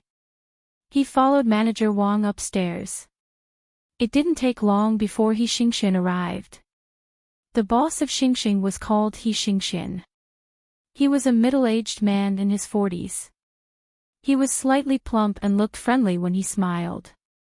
However, his small eyes were shrewd. Su Peijian had interacted with many people in Lin City. She didn't care about such a man. When they met, Manager Wang introduced them to each other. They chatted for a while before sitting down. Su Peijian went straight to the point. She was not in the mood to talk to a man who was nothing to her. Boss I'm a very straightforward person. If I have something to say, I'll just say it. I'm not very satisfied with your company's offer this time. After all, we've been working with Mr. He for a long time. Boss, he doesn't seem to be very kind right now. It's hard to do business now. The price of raw materials has risen, and it's changing every day. There's nothing we can do. Of course, He Xingxian wouldn't give in. Su Peijian's brows furrowed. She was obviously dissatisfied with the situation in front of her. However, no matter how dissatisfied she was, she wouldn't show it on her face. She kept a smile on her face and continued to socialize with He Xingxian. Speaking of which, this was another point that she could not accept. Previously in Lin City, which company did not rush to cooperate with the Li Corporation? When had she ever humbled herself like this? However, He Xingxian looked easy to talk to, but he was actually very shrewd. After talking for a long time without any results, Su Pei really wanted to lose her temper. The waiter began to serve the dishes, and the door of the private room opened. Two waiters walked in. It was also at this time that Su Peijian saw a flash of a figure outside. She saw it, and so did He Xingxian. He stood up abruptly. Excuse me. He ignored Su Peijian and walked straight out of the private room. Manager Wang had been sitting at the side like a decoration and hadn't said much. However, in the blink of an eye, he also saw the person outside. He looked very familiar, but he couldn't remember where he had seen him before. President Hua. He Xingxian never expected to meet Hua Jinniao here. When he saw him just now, he ran out very eagerly. President Hua. Hua Jinniao stopped and looked at the man in front of him. He couldn't remember who he was for a moment. You are President Hua. People of high status have short memories. You don't know me. I'm He Xingxian from Xingxing Office Supplies. I've discussed cooperation with your company before. Tianyu Group had tens of thousands of employees and dozens of branch companies. If they could get the supply of office supplies from Tianyu Group, not to mention the profits, Xingxing would definitely rise to a higher level in Rong City. President Hua, this is my business card. I've contacted Manager Zhang of your company before, but then keep in touch with him. Hua Jiniao didn't need to worry about small things like purchasing office supplies. Of course I wouldn't dare to trouble you, President Hua. He Xingxian smiled flatteringly. But President Hua, when Manager Zhang mentions it, can you seriously consider it? I can guarantee that our company's products are absolutely high quality, and the prices are absolutely reasonable. Alright, I understand. Hua Ji now had an appointment with someone today, so he really didn't have time to talk to He Xingxian here. Okay. Go do what you need to do. He Xingxian very sensibly stood aside, and the smile on his face became even brighter. He didn't return to the private room until Hua Jiniao's figure disappeared in the private room at the other end of the corridor. Although Hua Jiniao didn't give him a definite answer, being able to see Hua Jiniao today was enough to make He Xingxian happy. So when he faced Su Peijian again, the smile on his face became more sincere. Mr. He. Su Peijian, of course, knew Hua Jiniao, but she still wanted to clarify. Who was that person just now? Is he your friend? Why don't you invite him in for dinner? He Xingxian looked at Su Peijian as if she was an idiot. President Su, you can tell that he is a newcomer, right? Why? Why do you say that, Mr. He? Do you know who that person is? You said that you want to invite him to dinner. Let me tell you, even if the mayor of Rong City wants to invite him to dinner, he has to see if he's in a good mood. Would you do me the honor? Really? Su Peijian pretended to be surprised, and her eyes widened. That good? Of course. He is the president of Tianyu Group. I have never had the chance to meet him in person. If it weren't for a distant cousin of mine who works in Tianyu Group and found a way to help me get in touch with a department manager, I wouldn't even be able to enter Tianyu Group. Seeing that Su Peijian wanted to listen, He Xingxian didn't mind clarifying to her. That person just now is the president of Tianyu Group, Hua Jiniao. He is the eldest grandson of the Hua family, the most powerful family in Rong City. He has always been low-key and rarely appears in public. If I didn't have the chance to meet him before, I wouldn't have met him. So, Mr. He, you are really amazing. Su Peijian's smile was even brighter than before, but there was a hint of calculation in her eyes. I really didn't know that Mr. He had such connections. Next time, I really need to learn more from Mr. He. Being praised by a beauty like Su Peijian, He Xingxian suddenly felt a little smug. Previously, because of Xiang Kaiping, he agreed to sell some products to them at a low price. Later, when Xiang Kaiping quit, he regretted it. That was why he wanted to take this opportunity to raise the price. He didn't expect Su Peijian to be so tactful. Mr. He, let me propose a toast to you. As Su Peijian spoke, He Xingxian poured a glass of wine. As the other party drank, He Xingxian spoke without a trace. Mr. He, are you familiar with this President Hua? I'm not familiar with him. He Xingxian didn't dare to use Hua Jiniao's name outside. The Hua family wasn't something he could afford to offend. But who in Rong City doesn't know about Tianyu Group? Even in the whole country, there are very few people who don't know about it. Only people like you don't know about it. That's true. How can our knowledge compare to Mr. He's? Su Peijian poured another glass of wine for He Xingxian. Why don't you tell me about it, Mr. He? Let me tell you, this Tianyu Group, it's very powerful. He Xingxian wasn't bragging. However, what he knew about Tianyu Group was superficial. Su Peijian already knew what he was talking about when she was in Lin City. However, she was still listening attentively. As she listened, she nodded in admiration. When he Xingxian finished, she looked at him casually. Mr. He, the next time you meet President Hua, can you bring me along? You see, I don't want anything else. I just want to see President Hua's elegance. He Xingxian didn't dare to answer. He wasn't familiar with Hua Jiniao at all. It was only after many twists and turns and a stroke of luck that they managed to meet. We'll see. President Hua is very busy. How can he have time to see you? He Xingxian deliberately belittled Su Peijian. He wouldn't admit that he couldn't get an appointment with Hua Jiniao at all. Su Peijian's expression was very ugly, but she forced herself to calm down. Yes, we are small people. Naturally, we can't meet the big president.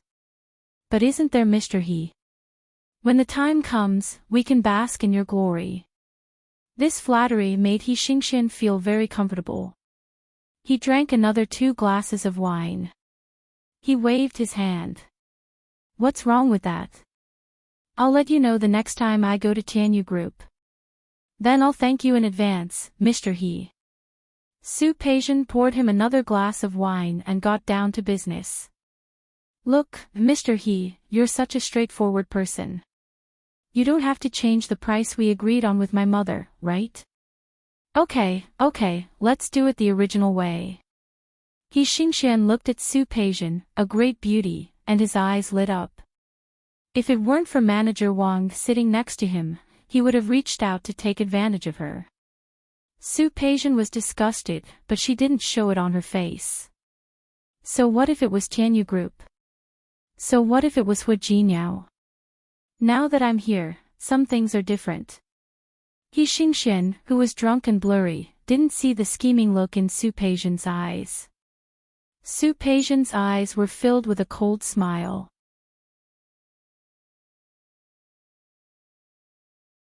Chapter 490. When Hua Jiniao got up in the morning, Su Qingsang turned over in bed. He pulled the quilt up to cover his body. Hua Jiniao watched her wrap herself up like a dumpling. He reached out and pressed her shoulder. You're not getting up. I'm not getting up. Su Qingsang sounded sleepy. She was on the night shift last night, and it was already late when she came back. It just so happened that Hua Jiniao had a business meeting yesterday and came back around the same time as her. He had always been very restrained when socializing outside, but it was inevitable that he would drink a little. Under the influence of alcohol, the two of them fooled around for a while. Su Qingsang didn't have to go to work today, so she didn't want to get up so early. Hua Jiniao looked at Su Qingsang, who was wrapped in the quilt, and suddenly felt his heart soften. He leaned over and kissed her on the forehead. Then sleep a little longer. Remember to get up for dinner later. Skipping breakfast is not good for your health. Okay, Su Qingsang answered and closed her eyes again. But as soon as she closed her eyes, she opened them again. Hua Jiniao. I'm not going to work today. How about I go see Grandpa? Although Old Master Hua wasn't angry about what Lu Tongjia had done last week, Su Qingsang could tell that he was probably unhappy.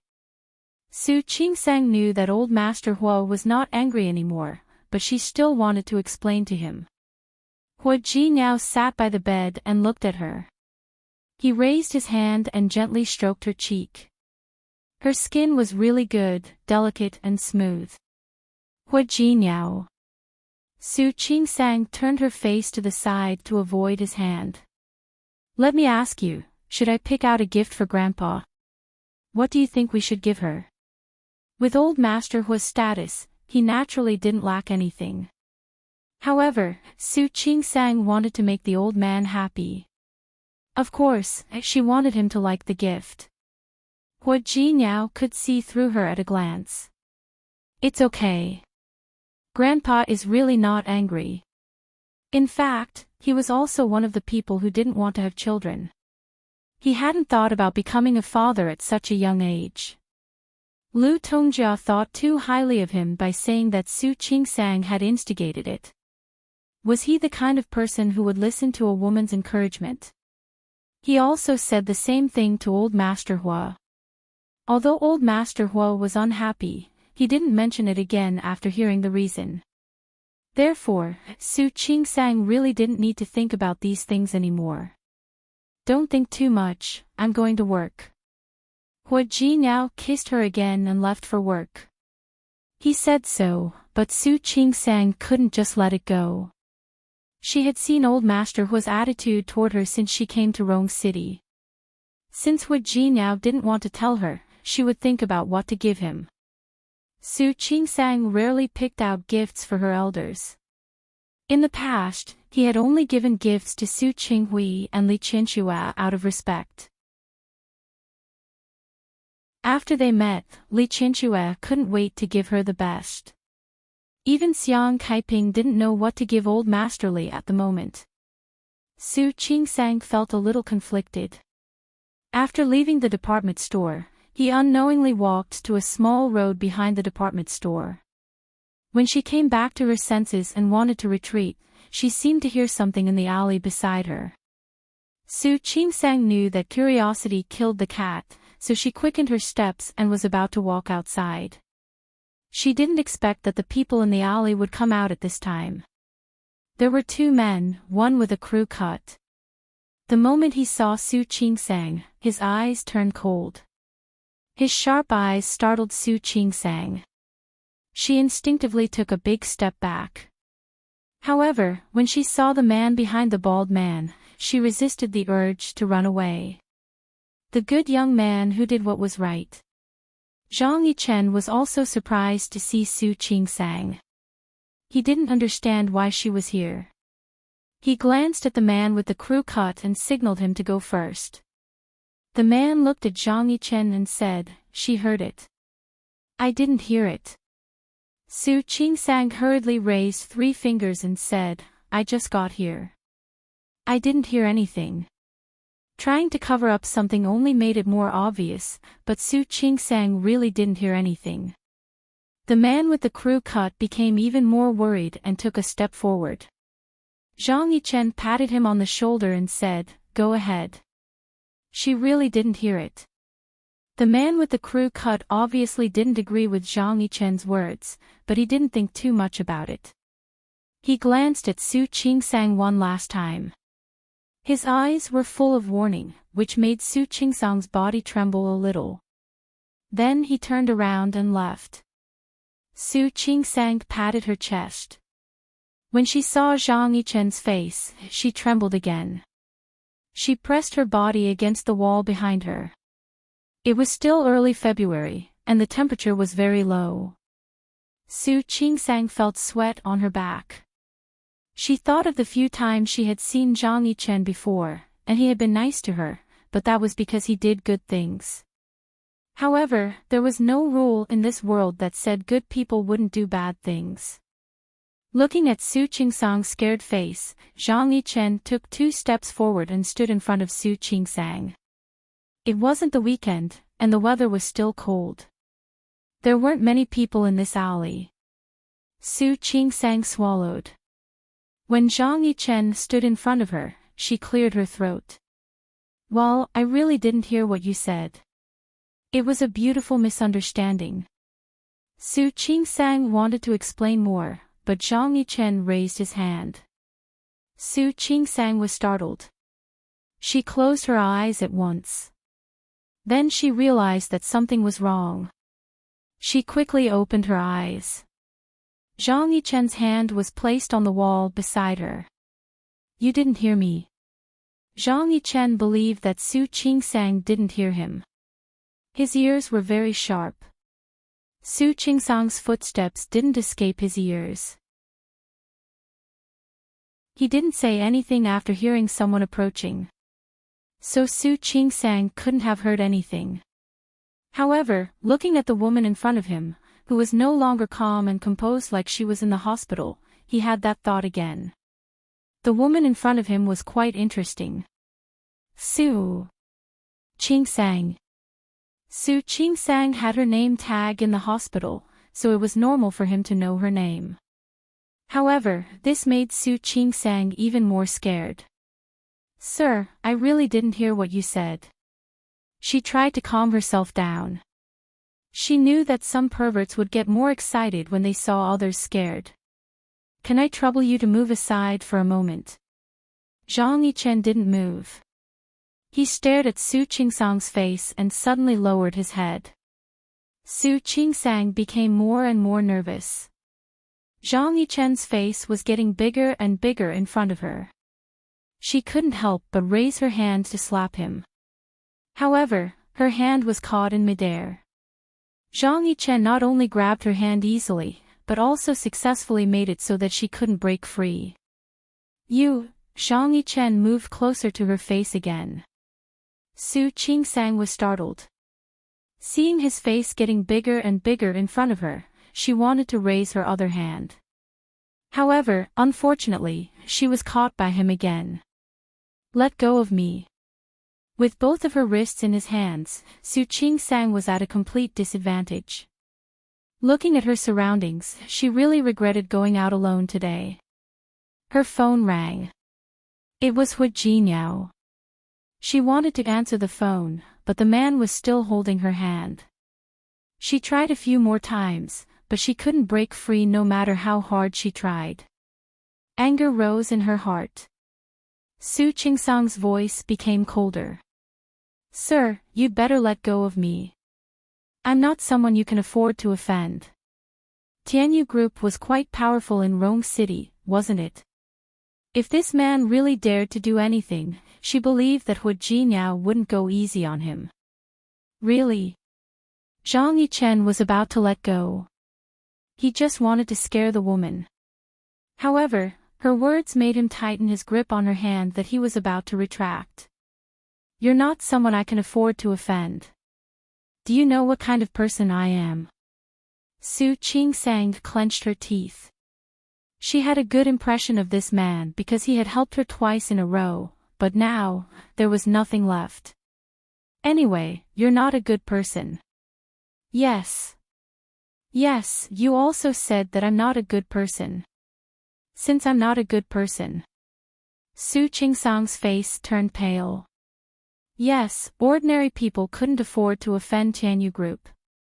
Yes, ordinary people couldn't afford to offend Tianyu Group. That was for companies and ordinary people. However, if the man was a criminal or a bad person, he wouldn't be afraid of her at all.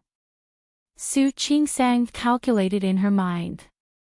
She wanted to pull her hand out, but she found that the man was using his strength very skillfully. She couldn't feel any pain, but she couldn't break free.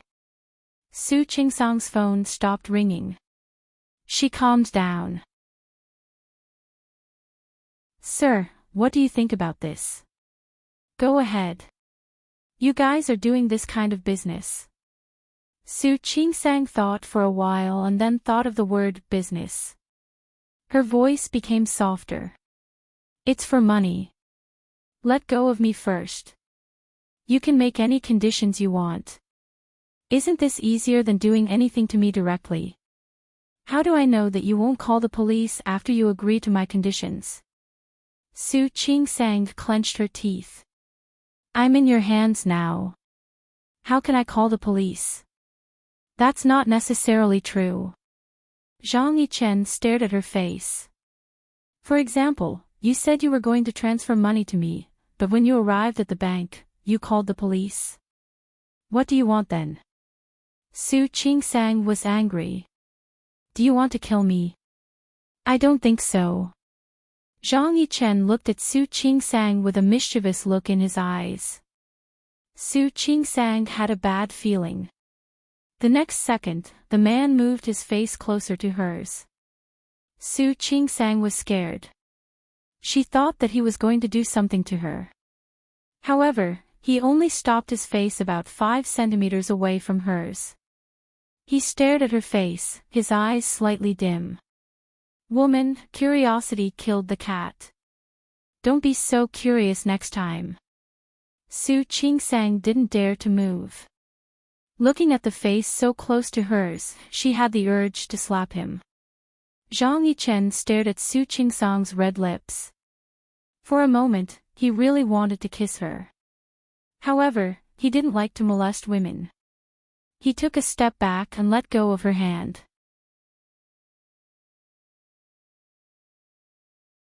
Chapter 491. Under Su Qingsang's guarded gaze, Zhang Yichen slightly curled up the corners of his mouth. There was a hint of playfulness in his eyes. Then he took a big step back. But he didn't leave in a hurry. Su Qingsang also knew that she was no match for him. Her body was pressed against the wall, and her hair was a bit messy. Zhang Yichen subconsciously raised his hand, wanting to fix her hair, but when he saw the guarded look on her face, he subtly withdrew his hand. He gave Su Qingsang a deep look, then turned around and left. Su Qingsang kept looking at the man, afraid that he would come back to his senses and try to hurt her. But now she could see it. The man probably knew that she didn't hear anything, and he was just trying to scare her. Fortunately, the man didn't really do anything to her, or she would have died. The cell phone rang again. Su Qingsang's breath was still a bit unstable when she picked it up. Qingsang. What's wrong? It was Shi Mengwan on the other end of the line. I'm fine. Su Qingsang shook her head. After making sure that the man wouldn't come back, she turned around and walked out. You sound a bit out of breath. Are you really okay? No, I just ran into a dog and was scared. Shi Mengwan didn't ask further. She actually wanted to talk to Su Qingsang about something. But when the call was connected, she didn't know what to say. Oh, you rarely call me when I'm at work. What's wrong? What's wrong? Qingsang, I. Thinking of Zhan Hauze, Shi Mengwan was a bit confused. Nothing, I might want to come to Rome City to hang out with you. I want to ask if you welcome me. Of course you're welcome. Su Qingsang couldn't be happier. Okay, I'll see if I'm free in the next few days. I'll arrange the time. Okay. Su Qingsang didn't think much of it. You're free to work anyway. Call me when you're coming, and I'll pick you up then. Okay. Shi Mengwan said a few more words, but didn't tell Su Qingsang what was on her mind. Never mind, she'd talk about it when they met. Throwing the phone aside, Shi Mengwan only felt that her mood didn't improve because of the phone call. Instead, she felt even more confused. What had gotten into her head yesterday? Why did she end up with Zhan Hauze? He clearly refused to admit that he was her dear brother. He clearly had a fiancé. Shi Mengwan, Shi Mengwan, do you want to be a mistress? Since she couldn't think of anything, Shi Mengwan simply stopped thinking about it. The chances of encountering Zhan Hauze recently seemed to be a little high. That was not a good thing. She thought that she needed to go to Rome City to find Su Qingsang. First, she needed to avoid him, and second, she needed to calm down. Zhan Hauze's figure flashed across her mind. Shi Mengwan's heart wasn't just filled with the sweetness of those memories. There was even more bitterness. Her big brother would probably never come back. Su Qingsang looked at the Land Rover parked in front of her and blinked. He turned to look at the person in the driver's seat suspiciously. When she saw that it was Hu Jinyao, she reached out to open the car door. Didn't you drive this car this morning? Hu Jinyao wasn't a person who paid much attention to enjoyment. There were many cars in the garage, but she often saw him driving a Bentley or a Mercedes. There were also sports cars, but Hu Jinyao rarely drove them to the company. This Land Rover was obviously not Hu Jinyao's favorite type. Yes. Uncle's. He went to work. I'll drive it back to the mansion for him. He'll come for dinner tonight, and I can drive the car back then. Uncle. Su Qingsang thought of the youngest son of the great-aunt, Hui Yangshu, whom Hu Jinyao had mentioned when he introduced his family to her. You're not talking about that great-aunt's son, are you? Yes. He's back. He went to his company to look for him at noon, then left in a hurry after receiving a call. He left his car at his company. He asked him to drive it back to the old mansion for him. As he spoke, his eyes fell on Su Qingsang's hand. What is this? Su Qingsang was holding a bird cage in her hand, which was covered with a cloth. It was very quiet inside. Parrot. Hu Jinyao looked at her, then at the bird cage. Don't tell me that you're going to give this to Grandpa. Can't I? Su Qingsang looked at him with excitement. I walked in the department store all day today, but I didn't see anything to give to Grandpa.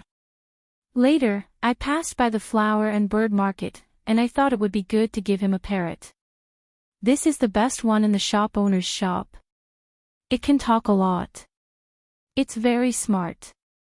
I've tried it, and it can talk to people. You see, you're often away from home. Isn't it good to give it to Grandpa? Hu Jinyao suddenly laughed. He reached out and rubbed Su Qingsang's hair. His eyes were full of love as he looked at her. Honey, you're so cute. Su Qingsang's hair was messed up by him. She glared at him and said, just tell me if Grandpa will like it. Yes, yes. He'll definitely like it. After Hu Jinyao said that, he laughed again. Su Qingsang had no idea why he was laughing. Hu Jinyao, stop laughing. If you don't think Grandpa will like it, I'll quit. This bird was not cheap. It cost her tens of thousands of yuan. Hu Jinyao stopped laughing. He reached out and put his arm around Su Qingsang's shoulder. He leaned over and kissed her on the lips. Honey, you're so cute. She didn't plan to have a child so early, so she bought a bird for old Master Hua. Hu Jinyao. Su Qingsang had a feeling that he was laughing at her. Stop joking. Just tell me, does Grandpa not like it? I said, he will definitely like it. Hu Jinyao stopped laughing.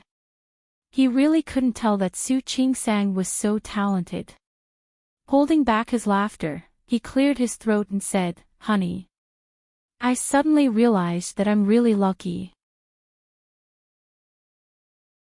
Su Qingsang looked at him suspiciously. She instinctively felt that he was being sarcastic. The car stopped at the Huo family's old house. Su Qingsang walked in with the birdcage. When she entered the door, she was a little nervous and couldn't help but look at Hu Jinyao again. Hu Jinyao put his arm around her shoulder and said, Don't worry. Grandpa will definitely like it. Su Qingsang was quite happy when she bought the parrot. But after Hu Jinyao's joke, she began to feel nervous. Old Master Hua was sitting on the sofa, reading the newspaper with his reading glasses on.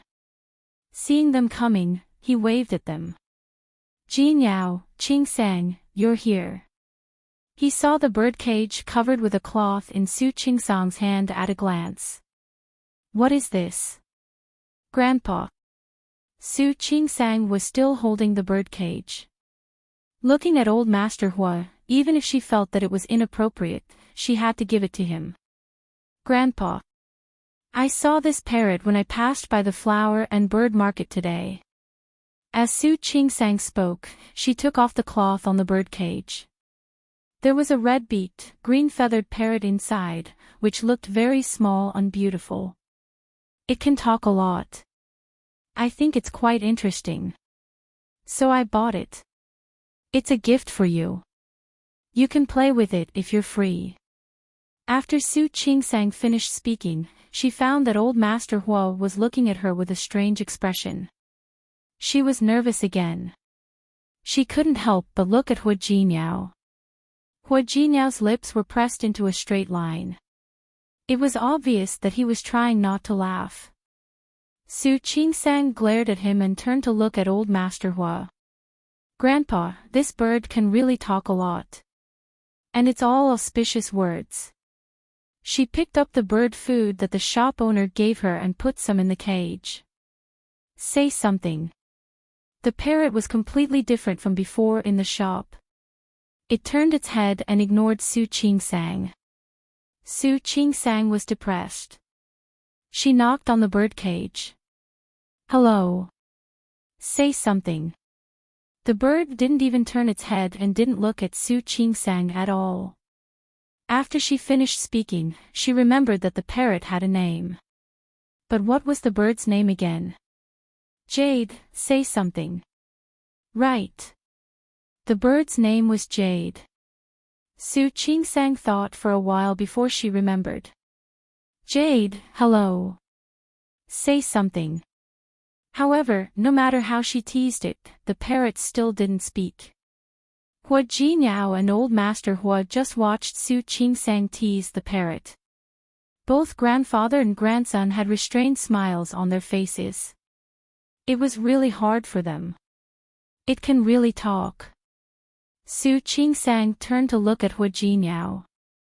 The expression on her face was half embarrassed and half embarrassed. Hua Jiniao couldn't bear to see her like that. He put his hand on Su Qingsang's shoulder and said, all right. Qingsang. If it can't talk, then it can't. It doesn't matter. How could it not matter? Su Qingsang was anxious. It can really talk. Okay. It can talk. Hua Jiniao didn't argue with Su Qingsang. He had a feeling that Su Qingsang had been tricked by the boss. Su Qingsang originally wanted to give Old Master Hua a surprise. She didn't expect that the surprise would be gone and it would become a joke. Qingsang, sit down. Old Master Hua also held back his laughter, not wanting to embarrass Su Qingsang too much. If it can't talk, then it can't. Let Uncle Qing take it down. Hang it on the eaves of the back garden. Su Qingsang looked at the arrogant parrot. She really didn't expect a bird to not give her face. Uncle Qing came in and saw the bird cage. For a moment, he didn't understand why there was a bird cage. Uncle Qing, take this parrot to the back garden and find a place to hang it. Remember to feed it. Su Qingsang thought about the precautions that the boss said. Hua Jiniao saw that Su Qingsang was so careful and was a little jealous. No need to feed it. It won't talk anyway. Such a stupid bird. Just starve it for a few days. How could it not starve for a few days to make his wife so embarrassed? Who knew that the parrot, which had been silent, finally spoke? You're stupid. You're stupid. Hua Jiniao, Old Master Hua, and the others were all stunned by the sudden voice. Su Qingsang also didn't expect that the bird would speak like this. The parrot didn't seem to be convinced and kept shouting, "You're stupid. You're stupid." Su Qingsang didn't care that it was scolding her. She looked at Old Master Hua as if she was asking for credit. Grandpa, look. Look. It really can talk. Ha ha ha. Old Master Hua finally couldn't help but laugh. This granddaughter-in-law was really too interesting. Not only him, but Hua Jiniao also laughed. Su Qingsang blushed because of their laughter. She stood behind Hua Jiniao embarrassedly and didn't speak. What are you talking about? Why is it so lively? The sudden voice was a little familiar. Su Qingsang turned around and her eyes suddenly widened.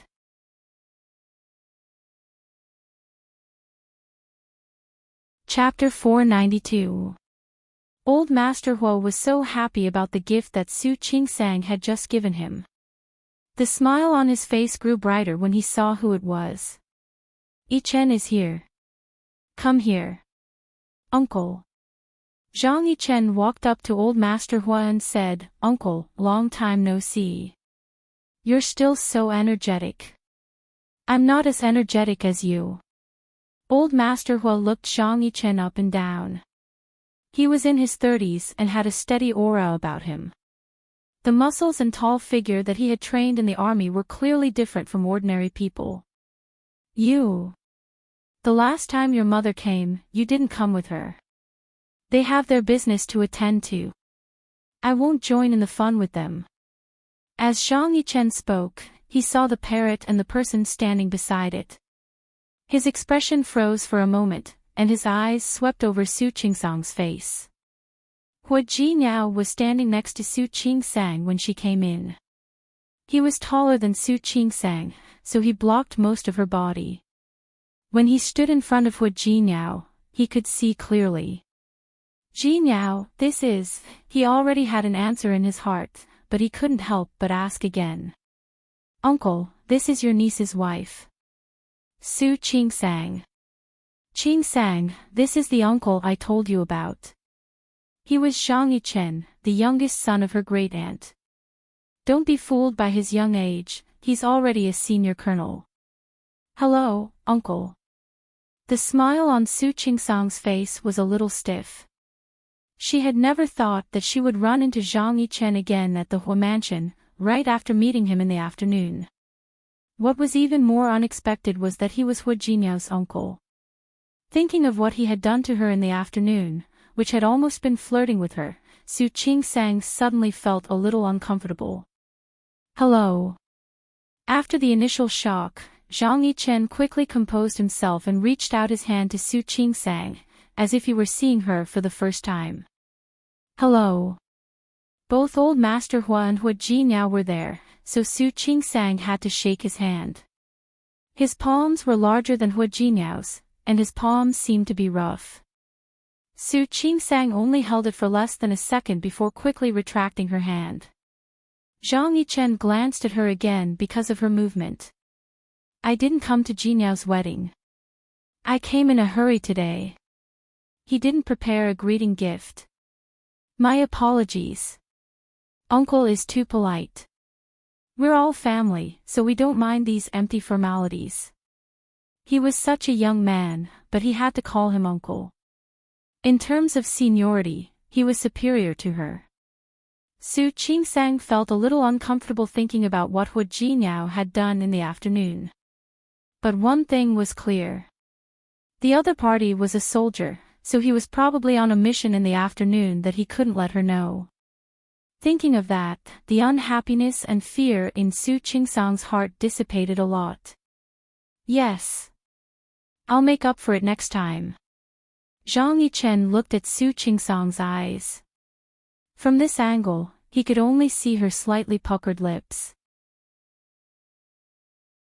Thinking about the two of them being so close to each other in the afternoon, he felt his throat tighten. He looked at the parrot and then at old Master Hua. Uncle, you haven't told me what you were laughing about. Here. Well. Old Master Hua recalled the situation just now. A faint smile appeared on his wrinkled face. Qingsang is filial to me and bought a parrot to keep me company. We're trying to make it talk. The parrot didn't know what was going on. After Zhang Yichen came in, it stopped talking again. However, old Master Hua didn't have time to talk to the parrot.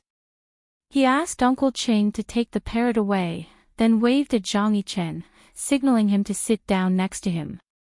He liked this nephew very much. Although Zhang Yichen had been in the army most of the time, he would come to see him whenever he was in Rome City. I heard from your mother that you've been promoted to senior colonel. I haven't congratulated you yet. There aren't many senior colonels as young as you. There aren't many, but it's not like there aren't any. Besides, they have to respect my father, so it's not a big deal. You don't need to be humble. No matter how much they respect your father, they still need you to make contributions. You can only be promoted if you make contributions. Zhang Yichen smiled and didn't refute. Su Qingsang looked at Zhang Yichen and thought of the 2 times he had acted bravely for a just cause. She also thought of the fact that he was a soldier, so the unhappiness in the afternoon was gone. At dinner, old Master Hua asked Zhang Yichen to sit next to him. Hua Jinyao sat down between Zhang Yichen and Su Qingsang. Hua Jinyao seemed to be close to Zhang Yichen. From time to time, Su Qingsang saw Hua Jinyao lean over to talk to Zhang Yichen. They talked about things that happened in the past. When Aunt Zhou brought the soup to the table, Hua Jinyao habitually filled a bowl and put it in front of Su Qingsang. This soup is very nourishing. Aunt Zhou made it especially for you. You should drink more. Lu Tongjia and Hu Mingguang were already numb to the fact that the 2 of them would show off their affection whenever they were having dinner. Lu Tongjia's mouth twitched a little. Why was this soup specially made for Su Qingsang? Aunt Zhou had made it because she hadn't been in good spirits these days. Lu Tongjia moved her lips.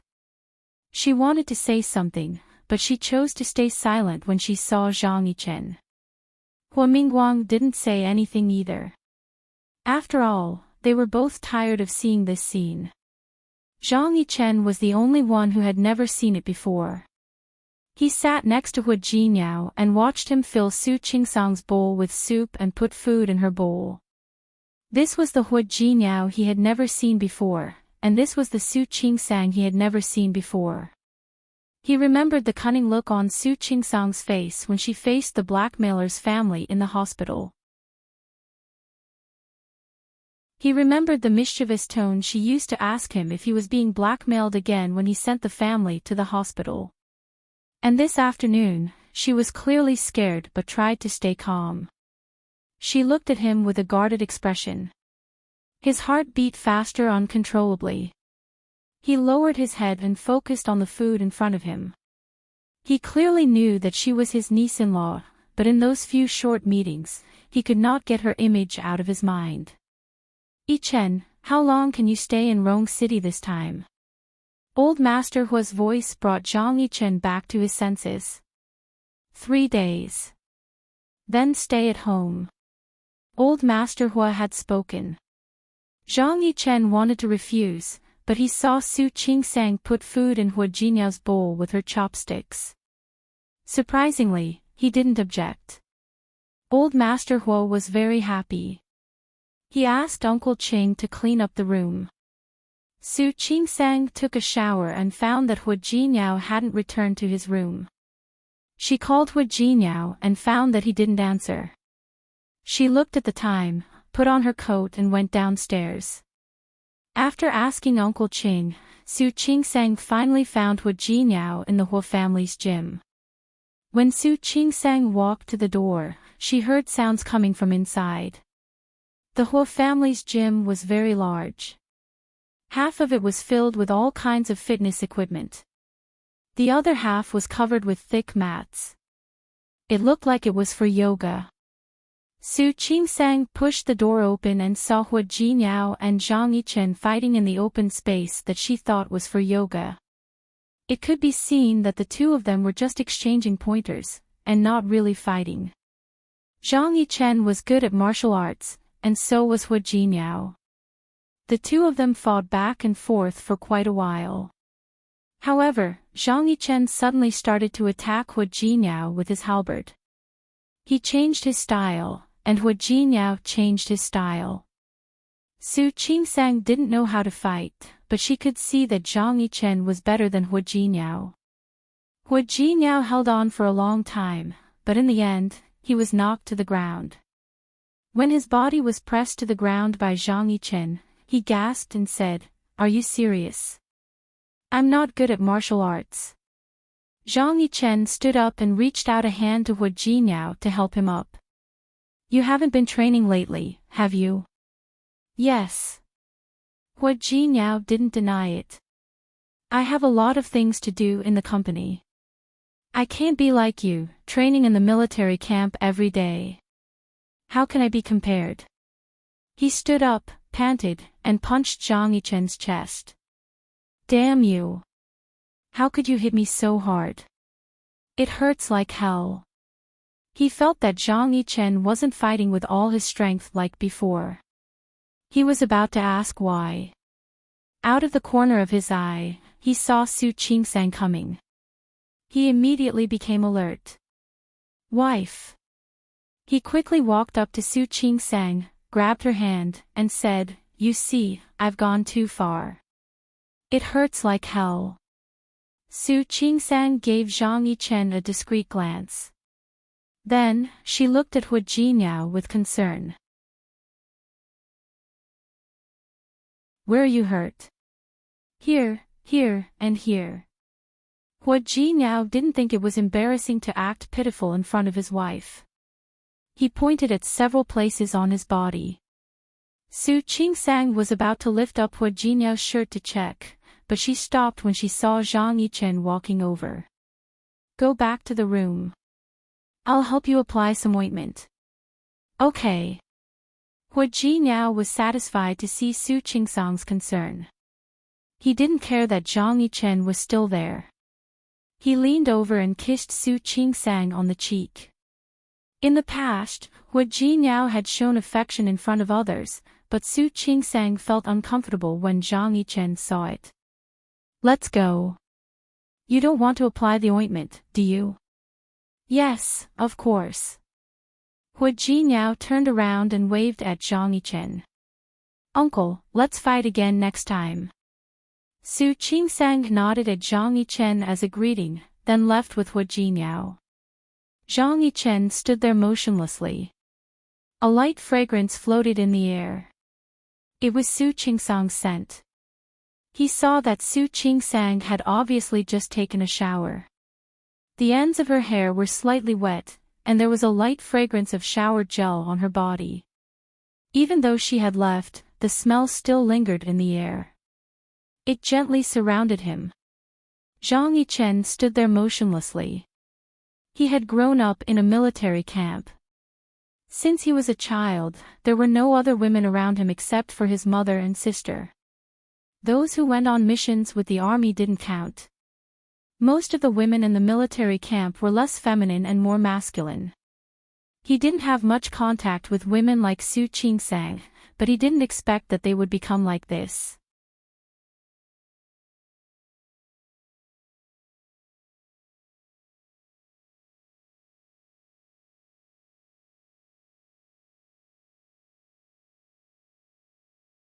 His relationship with Wei Yifan and Wei Sihai was even better than with Wei Yifan and Wei Sihai. Yes, yes, yes. Su Qingsang couldn't help but increase the strength of her hand when she saw that he was still joking when he was injured. Seeing Hu Jiniao's facial features scrunched together, she seemed to be satisfied. "I know you can do it. You don't have to explain." It wasn't like she hadn't seen videos of soldiers training in the army.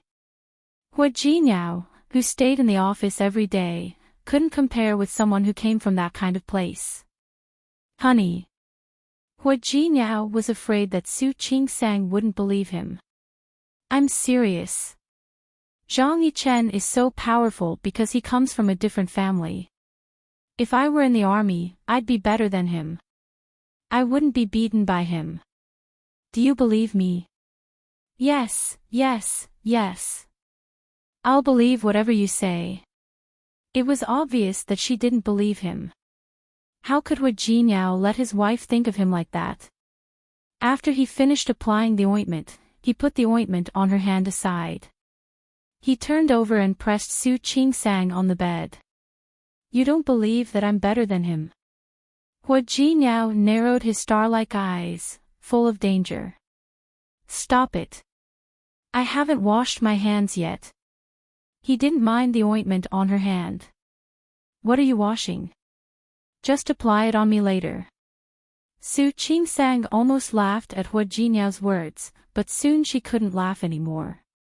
In the morning, Su Qingsang was a little listless. She wouldn't have gotten up if she hadn't had to work today. Hu Jiniao went to exercise early in the morning.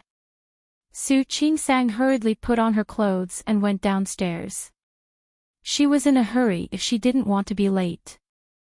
When she walked to the corner of the stairs, Su Qingsang yawned. She didn't pay attention to her feet and accidentally stepped on something. She was startled. When she came back to her senses, she immediately tried to grab the handrail next to her. However, there was still some distance between her and the handrail. She was about to fall, but a pair of big hands caught her waist in time. They took her away from the edge of the stairs and put her in a bigger space around the corner. Su Qingsang steadied herself. She patted her chest with lingering fear. When she saw the muscular chest in front of her, she suddenly realized what was going on. Hua Jinyao was working out in the gym downstairs. Who was holding her now? Looking at Zhang Yichen's thick eyebrows and big eyes, she said uncomfortably, "Thank you. I'm standing." Zhang Yichen looked at Su Qingsang and slowly pulled his hand back. He was as tall as Hua Jinyao. Looking at Su Qingsang's pale face, he felt that he had pulled his hand back too quickly. "Watch where you're going." Su Qingsang pressed her lips together. She was a little uncomfortable with Zhang Yichen's lecture. She had never made a mistake like this. What happened today was just an accident. She took a step back and wanted to continue walking downstairs. Zhang Yichen pulled her again. "Be careful." The stairs were behind her. Did she want to fall again? "Thank you." Su Qingsang lowered her head and thanked him. She took a step to the side to make sure that she was safe and also to get rid of his hand. Zhang Yichen's hand was still on her waist. Now, he let go of it. He subconsciously tightened his grip. His eyes never left Su Qingsang's face. "Be careful." "I know. Thank you." Su Qingsang didn't say anything to him. She turned around and went downstairs. This time, she lowered her head and stared at the stairs.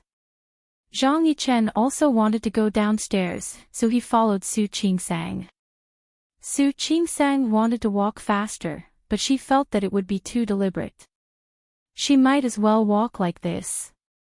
She was so focused on the stairs that she didn't notice that Zhang Yichen was very tall and that he was walking behind her. Because of this, he could easily see the marks on her neck from his angle. Even though he wasn't experienced, he could tell that it was a hickey. The marks on the back of her neck could only have been left by Hua Jinyao. Zhang Yichen's eyes darkened again because of this annoying thing. At the end of the stairs on the second floor, Lu Tongjia watched the scene. She clenched her fists so hard that they turned white. Zhang Yichen would stay in Rome City for 3 days. Therefore, he would stay at the Hua Mansion for those 3 days.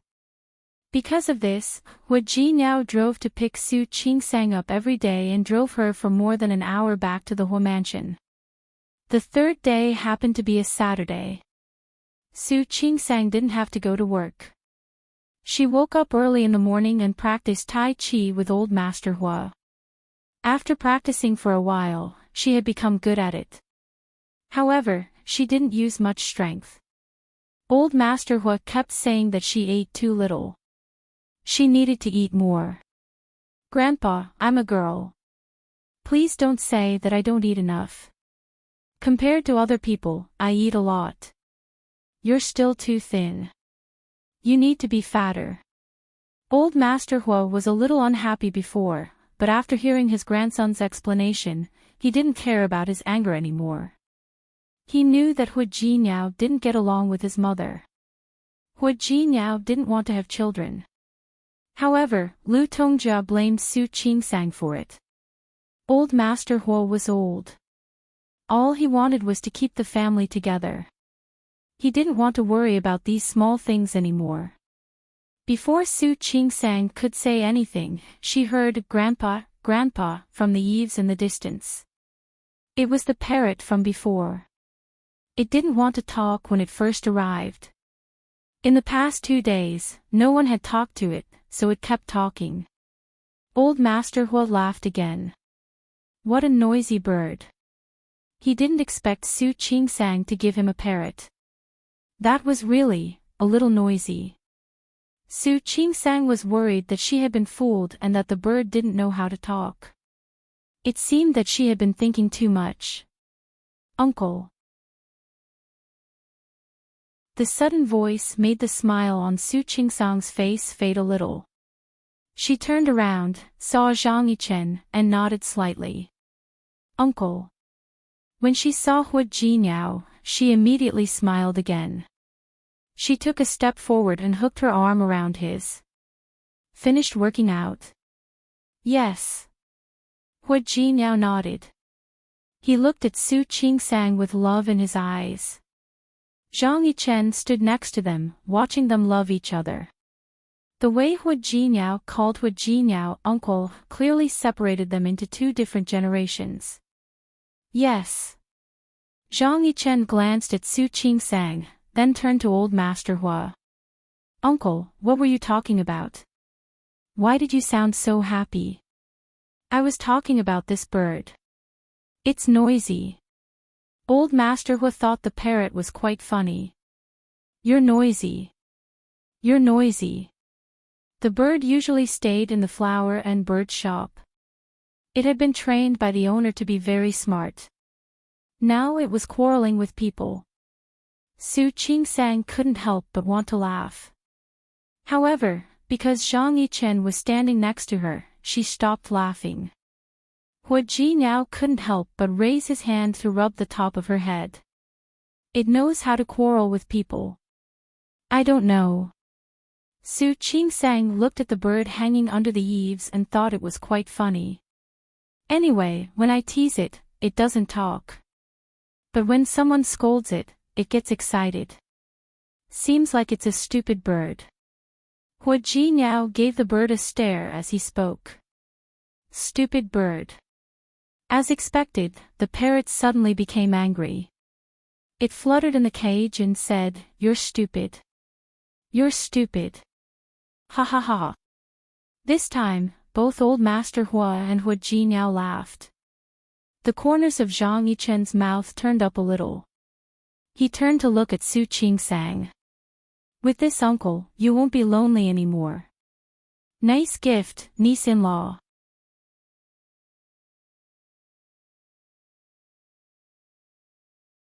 Chapter 494. Ignoring Zhang Yichen, Su Qingsang only had eyes for Hu Jiniao. Jiniao, let's go eat. I'm hungry. Okay. Hu Jiniao greeted Old Master Hua and Zhang Yichen, then put his arm around Su Qingsang's waist and walked to the dining room. Zhang Yichen turned around to help Old Master Hua. Uncle, let's go eat too. Okay.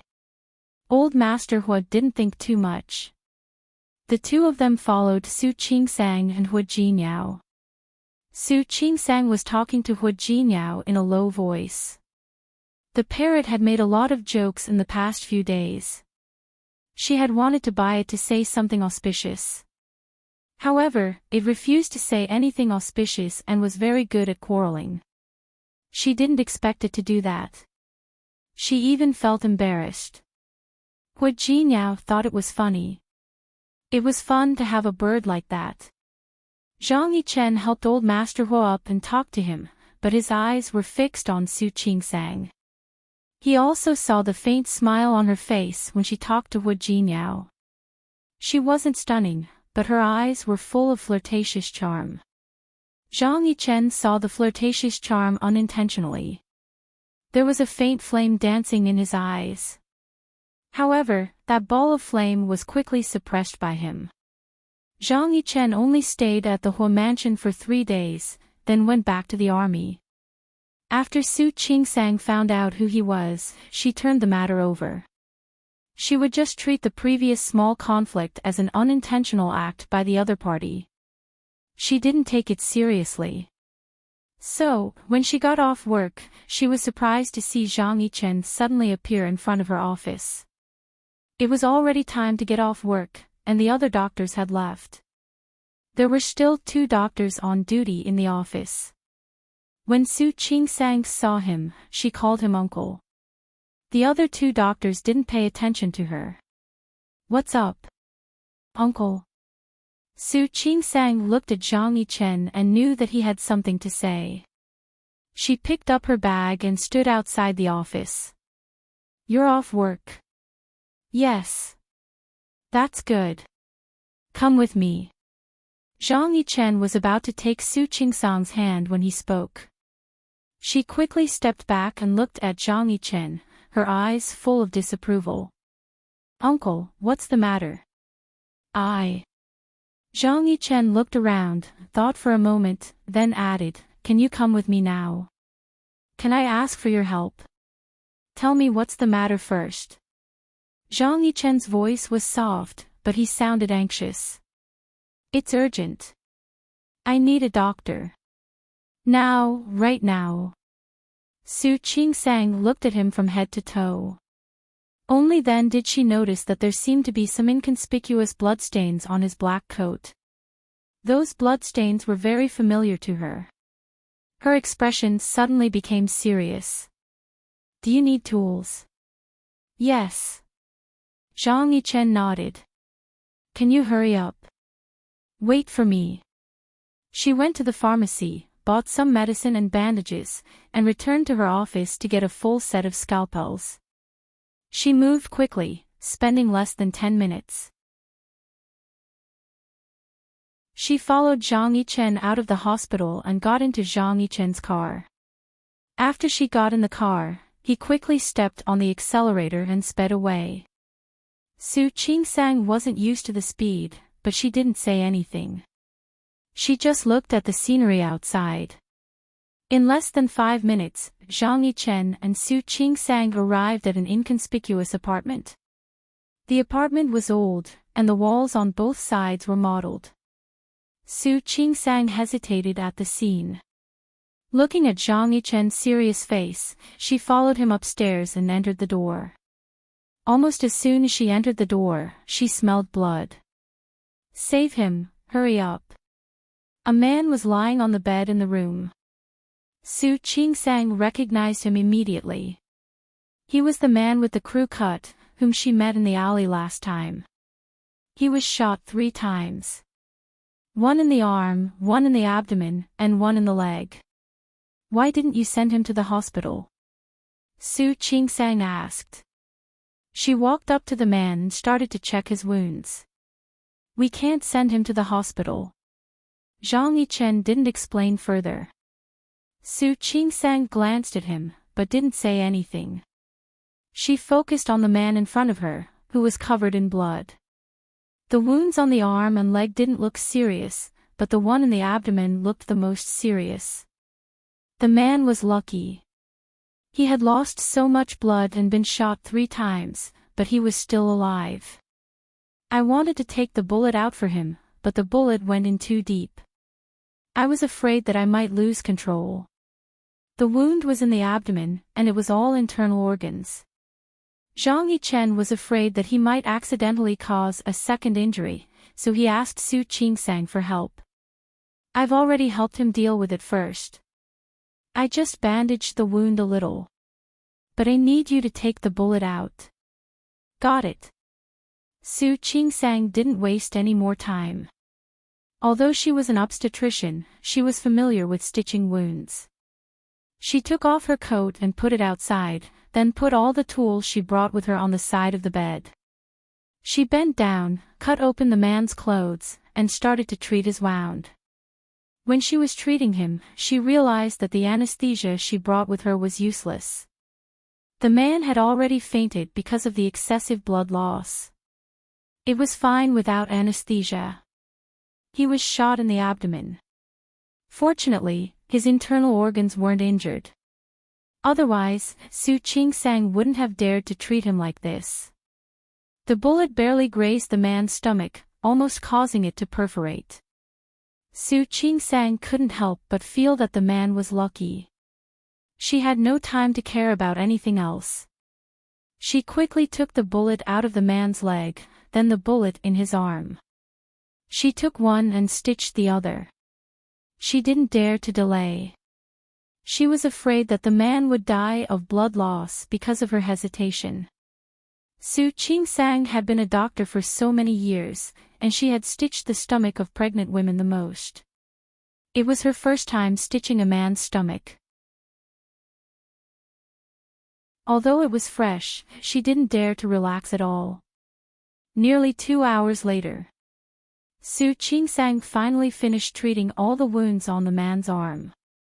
After tying the bandage on the man's arm, Su Qingsang felt that her leg was a little numb when she stood up.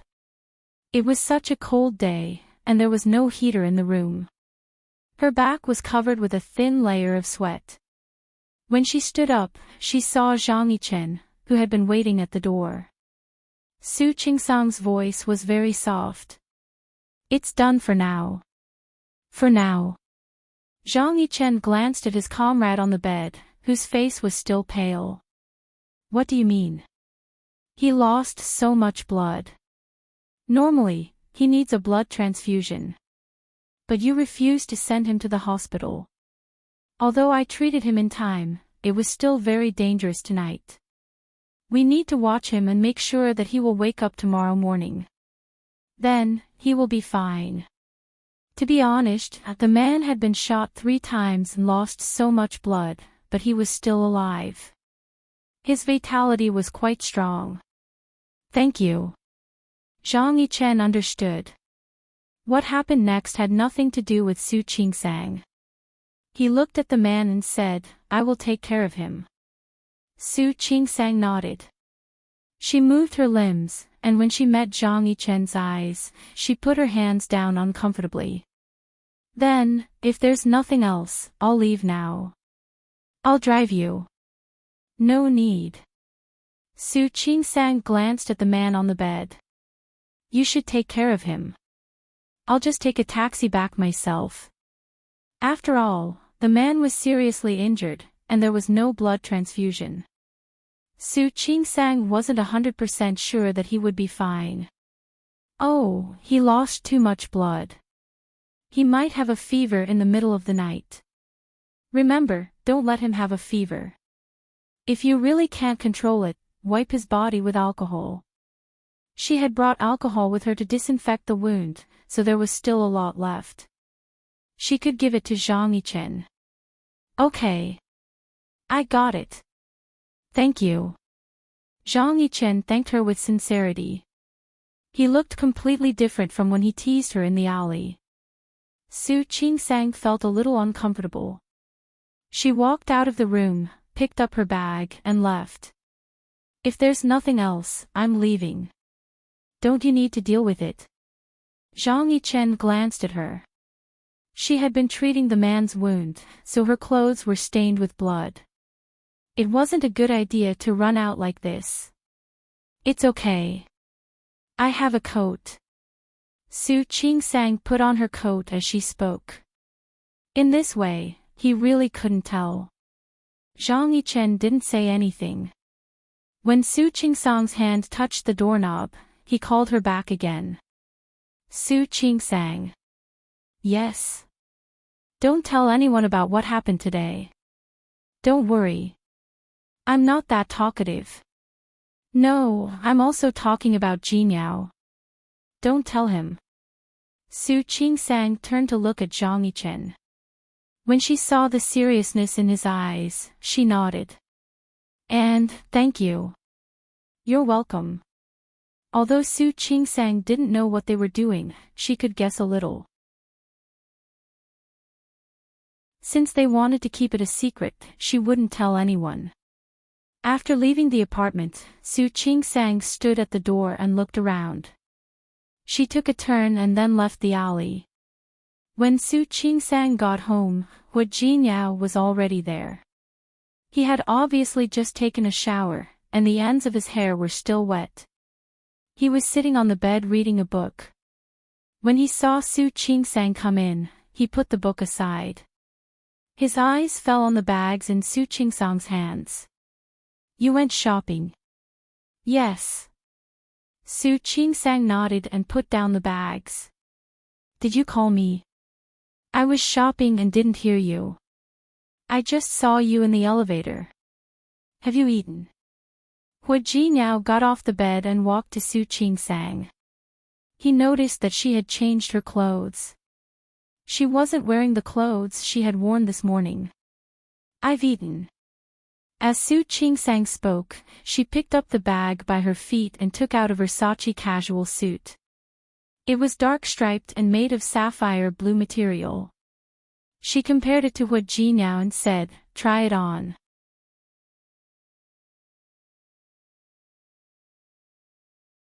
Chapter 495. He looked at her inquisitively, but Su Qingsang didn't seem to notice it. She said calmly, "I saw this suit on you when I was shopping, so I bought it." Su Qingsang wanted to go home after coming out of Zhang Yichen's apartment, but she thought of the blood stains on her clothes, so she decided to buy a new set of clothes. After buying the suit for herself, Su Qingsang passed by Versace and happened to see the casual suit in the display window. The style, the design, and the color made Su Qingsang think it looked good. She didn't know much about brands, but she knew that almost all of Hu Jinyao's clothes were high-end. But that didn't stop her from buying the suit for Hu Jinyao. Hu Jinyao looked at the eagerness in her eyes, put on the suit, and joked with Su Qingsang. "You're unaccountably solicitous. Honey, did you do something wrong to me?" Su Qingsang reached out and grabbed the front of Hu Jinyao's shirt. "Yeah, I did something wrong to you. I went on a date with a man just now. I was afraid that you would find out, so I bought the suit to please you." Was he the only one who could talk nonsense? So could she. Hu Jinyao stopped putting on the suit, leaned over, and stared at Su Qingsang's face. "Are you angry?" "I was joking. I'm serious." Su Qingsang blinked and looked at him, looking very serious. "I really went out with a man and stayed in the same room for more than 2 hours. Honey. I was wrong. I shouldn't have doubted you." Hu Jinyao looked at her, leaned over, and kissed her on the cheek, then quickly put on the suit. He was 1.88 meters tall, and his inverted triangular figure was a standard clothes rack. The royal blue suit made him look especially energetic. Su Qingsang took a step back and looked at Hu Jinyao. "I have good taste, right?" "Of course." Hu Jinyao didn't care how the suit felt on him. He cared about Su Qingsang's feelings. "Thank you, honey." "You're welcome." Su Qingsang smiled and said, "I did something wrong to you. Of course I have to treat you better. Honey." Hu Jinyao held her waist and lifted her up easily. "I told you I was joking. I'm just kidding." Su Qingsang wanted to tell Hu Jinyao about what happened today. However, since Zhang Yichen said that she couldn't tell him, she wouldn't. She didn't know much about the army, but she understood that they had their own discipline. She thought for a long time, but in the end, she didn't tell Hu Jinyao what happened today. Su Qingsang didn't expect to see Zhang Yichen again at the Hu mansion that weekend. It was February in Rome City, and the weather was getting warmer. It had been almost a week since she had helped his friend with his work. Today, Zhang Yichen was wearing a military uniform, which made him look very different. Su Qingsang couldn't help but take a few more glances at him because of his military uniform. Zhang Yichen was handsome as well, but not in the same way as Hu Jinyao. His facial features were more defined, and he had thick eyebrows and big eyes. His tall and strong body made him look energetic. Wearing such a military uniform, he looked like a tall and straight pine tree. Su Qingsang suddenly thought of the news on the internet. Indeed, all the handsome men were handed over to the government. A soldier like that was indeed very handsome. However, as soon as she looked at him, she met Zhang Yichen's eyes. He nodded at her almost imperceptibly as a sign of acknowledgement. Su Qingsang remembered that she had helped him with the wound of the crew cut, and she took it as a gesture of goodwill. She quickly withdrew her gaze and sat across from old Master Hua with Hua Jinyao. As soon as they sat down, Lu Tongjia and Hua Mingguang came downstairs. They didn't get along well with Lu Tongjia, so Su Qingsang and Hua Jinyao stood up to greet the two elders.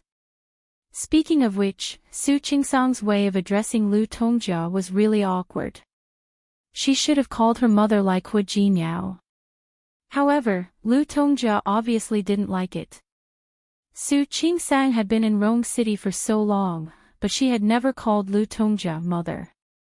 Zhang Yichen couldn't help but look at Su Qingsang's face for a while when she heard Lu Tongjia call her aunt.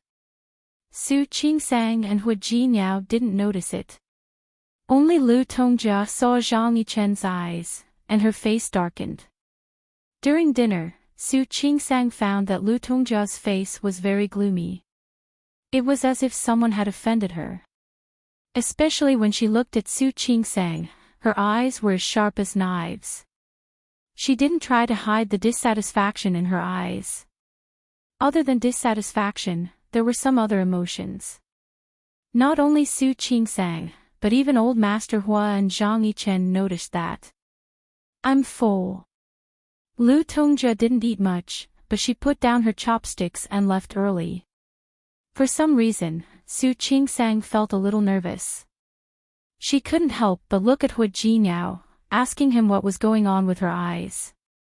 Hua Jinyao gave her a look to tell her that it was okay. It wasn't the first time that Lu Tongjia had disliked them. Su Qingsang couldn't stop worrying, but it wasn't the time to ask Hua Jinyao. The atmosphere during dinner was very strange. After dinner, old Master Hua asked Hua Jinyao to play chess with him. Zhang Yichen sat on the side and watched. Su Qingsang found it boring, so she told Hua Jinyao and went upstairs. Just like before, Su Qingsang took a shower and read for a while. She found that Hua Jinyao hadn't come upstairs yet. She thought about it and went straight to the gym. To her surprise, Hua Jinyao wasn't there. Zhang Yichen was alone in the gym. He was sitting on the machine and lifting dumbbells. His military uniform had been taken off, and he was only wearing a vest. Su Qingsang could see his overly strong muscles and weak-colored skin at first glance. It was indecent. Su Qingsang was about to leave, but Zhang Yichen had already seen her. "Are you looking for Jinyao?" "He went to the study with my uncle." "Oh." Su Qingsang nodded and was about to leave. She thought of something and stopped. She turned around and looked at Zhang Yichen. "Is that guy okay?" Zhang Yichen had already put down the dumbbells. He stood up and walked toward Su Qingsang. "He's fine." Zhang Yichen walked up to Su Qingsang. She didn't know how long he had been exercising. His face was a little red, but he wasn't sweating. He did have a fever in the middle of the night. "I did what you told me to do to lower his body temperature. The fever went down, and he woke up the next day." "That's good." Su Qingsang was just asking casually. She was relieved to know that he was fine. After all, he was the first non-female patient she had ever treated. She turned around to leave, but Zhang Yichen reached out his hand to hold her hand. Su Qingsang looked at his hand and instinctively stepped back. She stepped back too quickly and tripped over her right foot. Not only did she fail to dodge, but she also fell backwards. The moment she lost her balance, Zhang Yichen quickly caught her. Su Qingsang's body leaned against Zhang Yichen's chest. Su Qingsang quickly stood up with her hands on his chest. Her hands touched his firm chest, and Zhang Yichen's hands were on her waist. Su Qingsang felt uncomfortable being so close to him. She took a big step back after she steadied herself. She looked at Zhang Yichen with an unfriendly gaze. Zhang Yichen seemed to know what she was upset about, but his expression didn't change. "I'm sorry. I just wanted to thank you." "No need." Su Qingsang's voice was cold. You already said that last time. Yes. He already said that last time. This time, he just wanted to find an excuse to talk to her again. She was very close to him. The familiar aroma from last time rushed into his nose again. It was her aroma. He moved his toes slightly. He almost wanted to step forward and hold her like he did just now. However, Su Qingsang obviously didn't like him. She didn't even say a word to him. She turned around and left. Her footsteps were a little hurried, and she walked a little fast. Zhang Yichen's eyes followed her back until she disappeared around the corner. He couldn't see her anymore. He stood there and took a deep breath. He felt that the aroma didn't go away. Instead, it made him feel more and more distinct. Su Qingsang, he repeated the name in his heart. He was so focused that he didn't notice that Lu Tongjia was standing in the shadows at the other end of the corridor. Seeing the two of them hugging each other, even though she couldn't hear what they were talking about, it was enough for Lu Tongjia to imagine a lot of things. Her face was dark and cold, and she went up the other end of the passage through the kitchen to her room. Lu Tongjia asked Mrs. Su to go to the spa in the afternoon. Mrs. Su was Su Ruoli's mother. Because the two families had almost become in-laws, they had been in contact a lot. She often saw Mrs. Su. If it weren't for Hua Jinyao's refusal to marry Su Ruoli, their children would have been grown up. This time, it was even worse. She didn't know what Hua Jinyao said to Su Ruoli, but Su Ruoli said she was going abroad to study at the end of last year. She hadn't been home for several months. Mrs. Su didn't like Su Ruoli's behavior, but she knew that it was all Hua Jinyao's fault. However, she didn't even dare to blame Su Ruoli.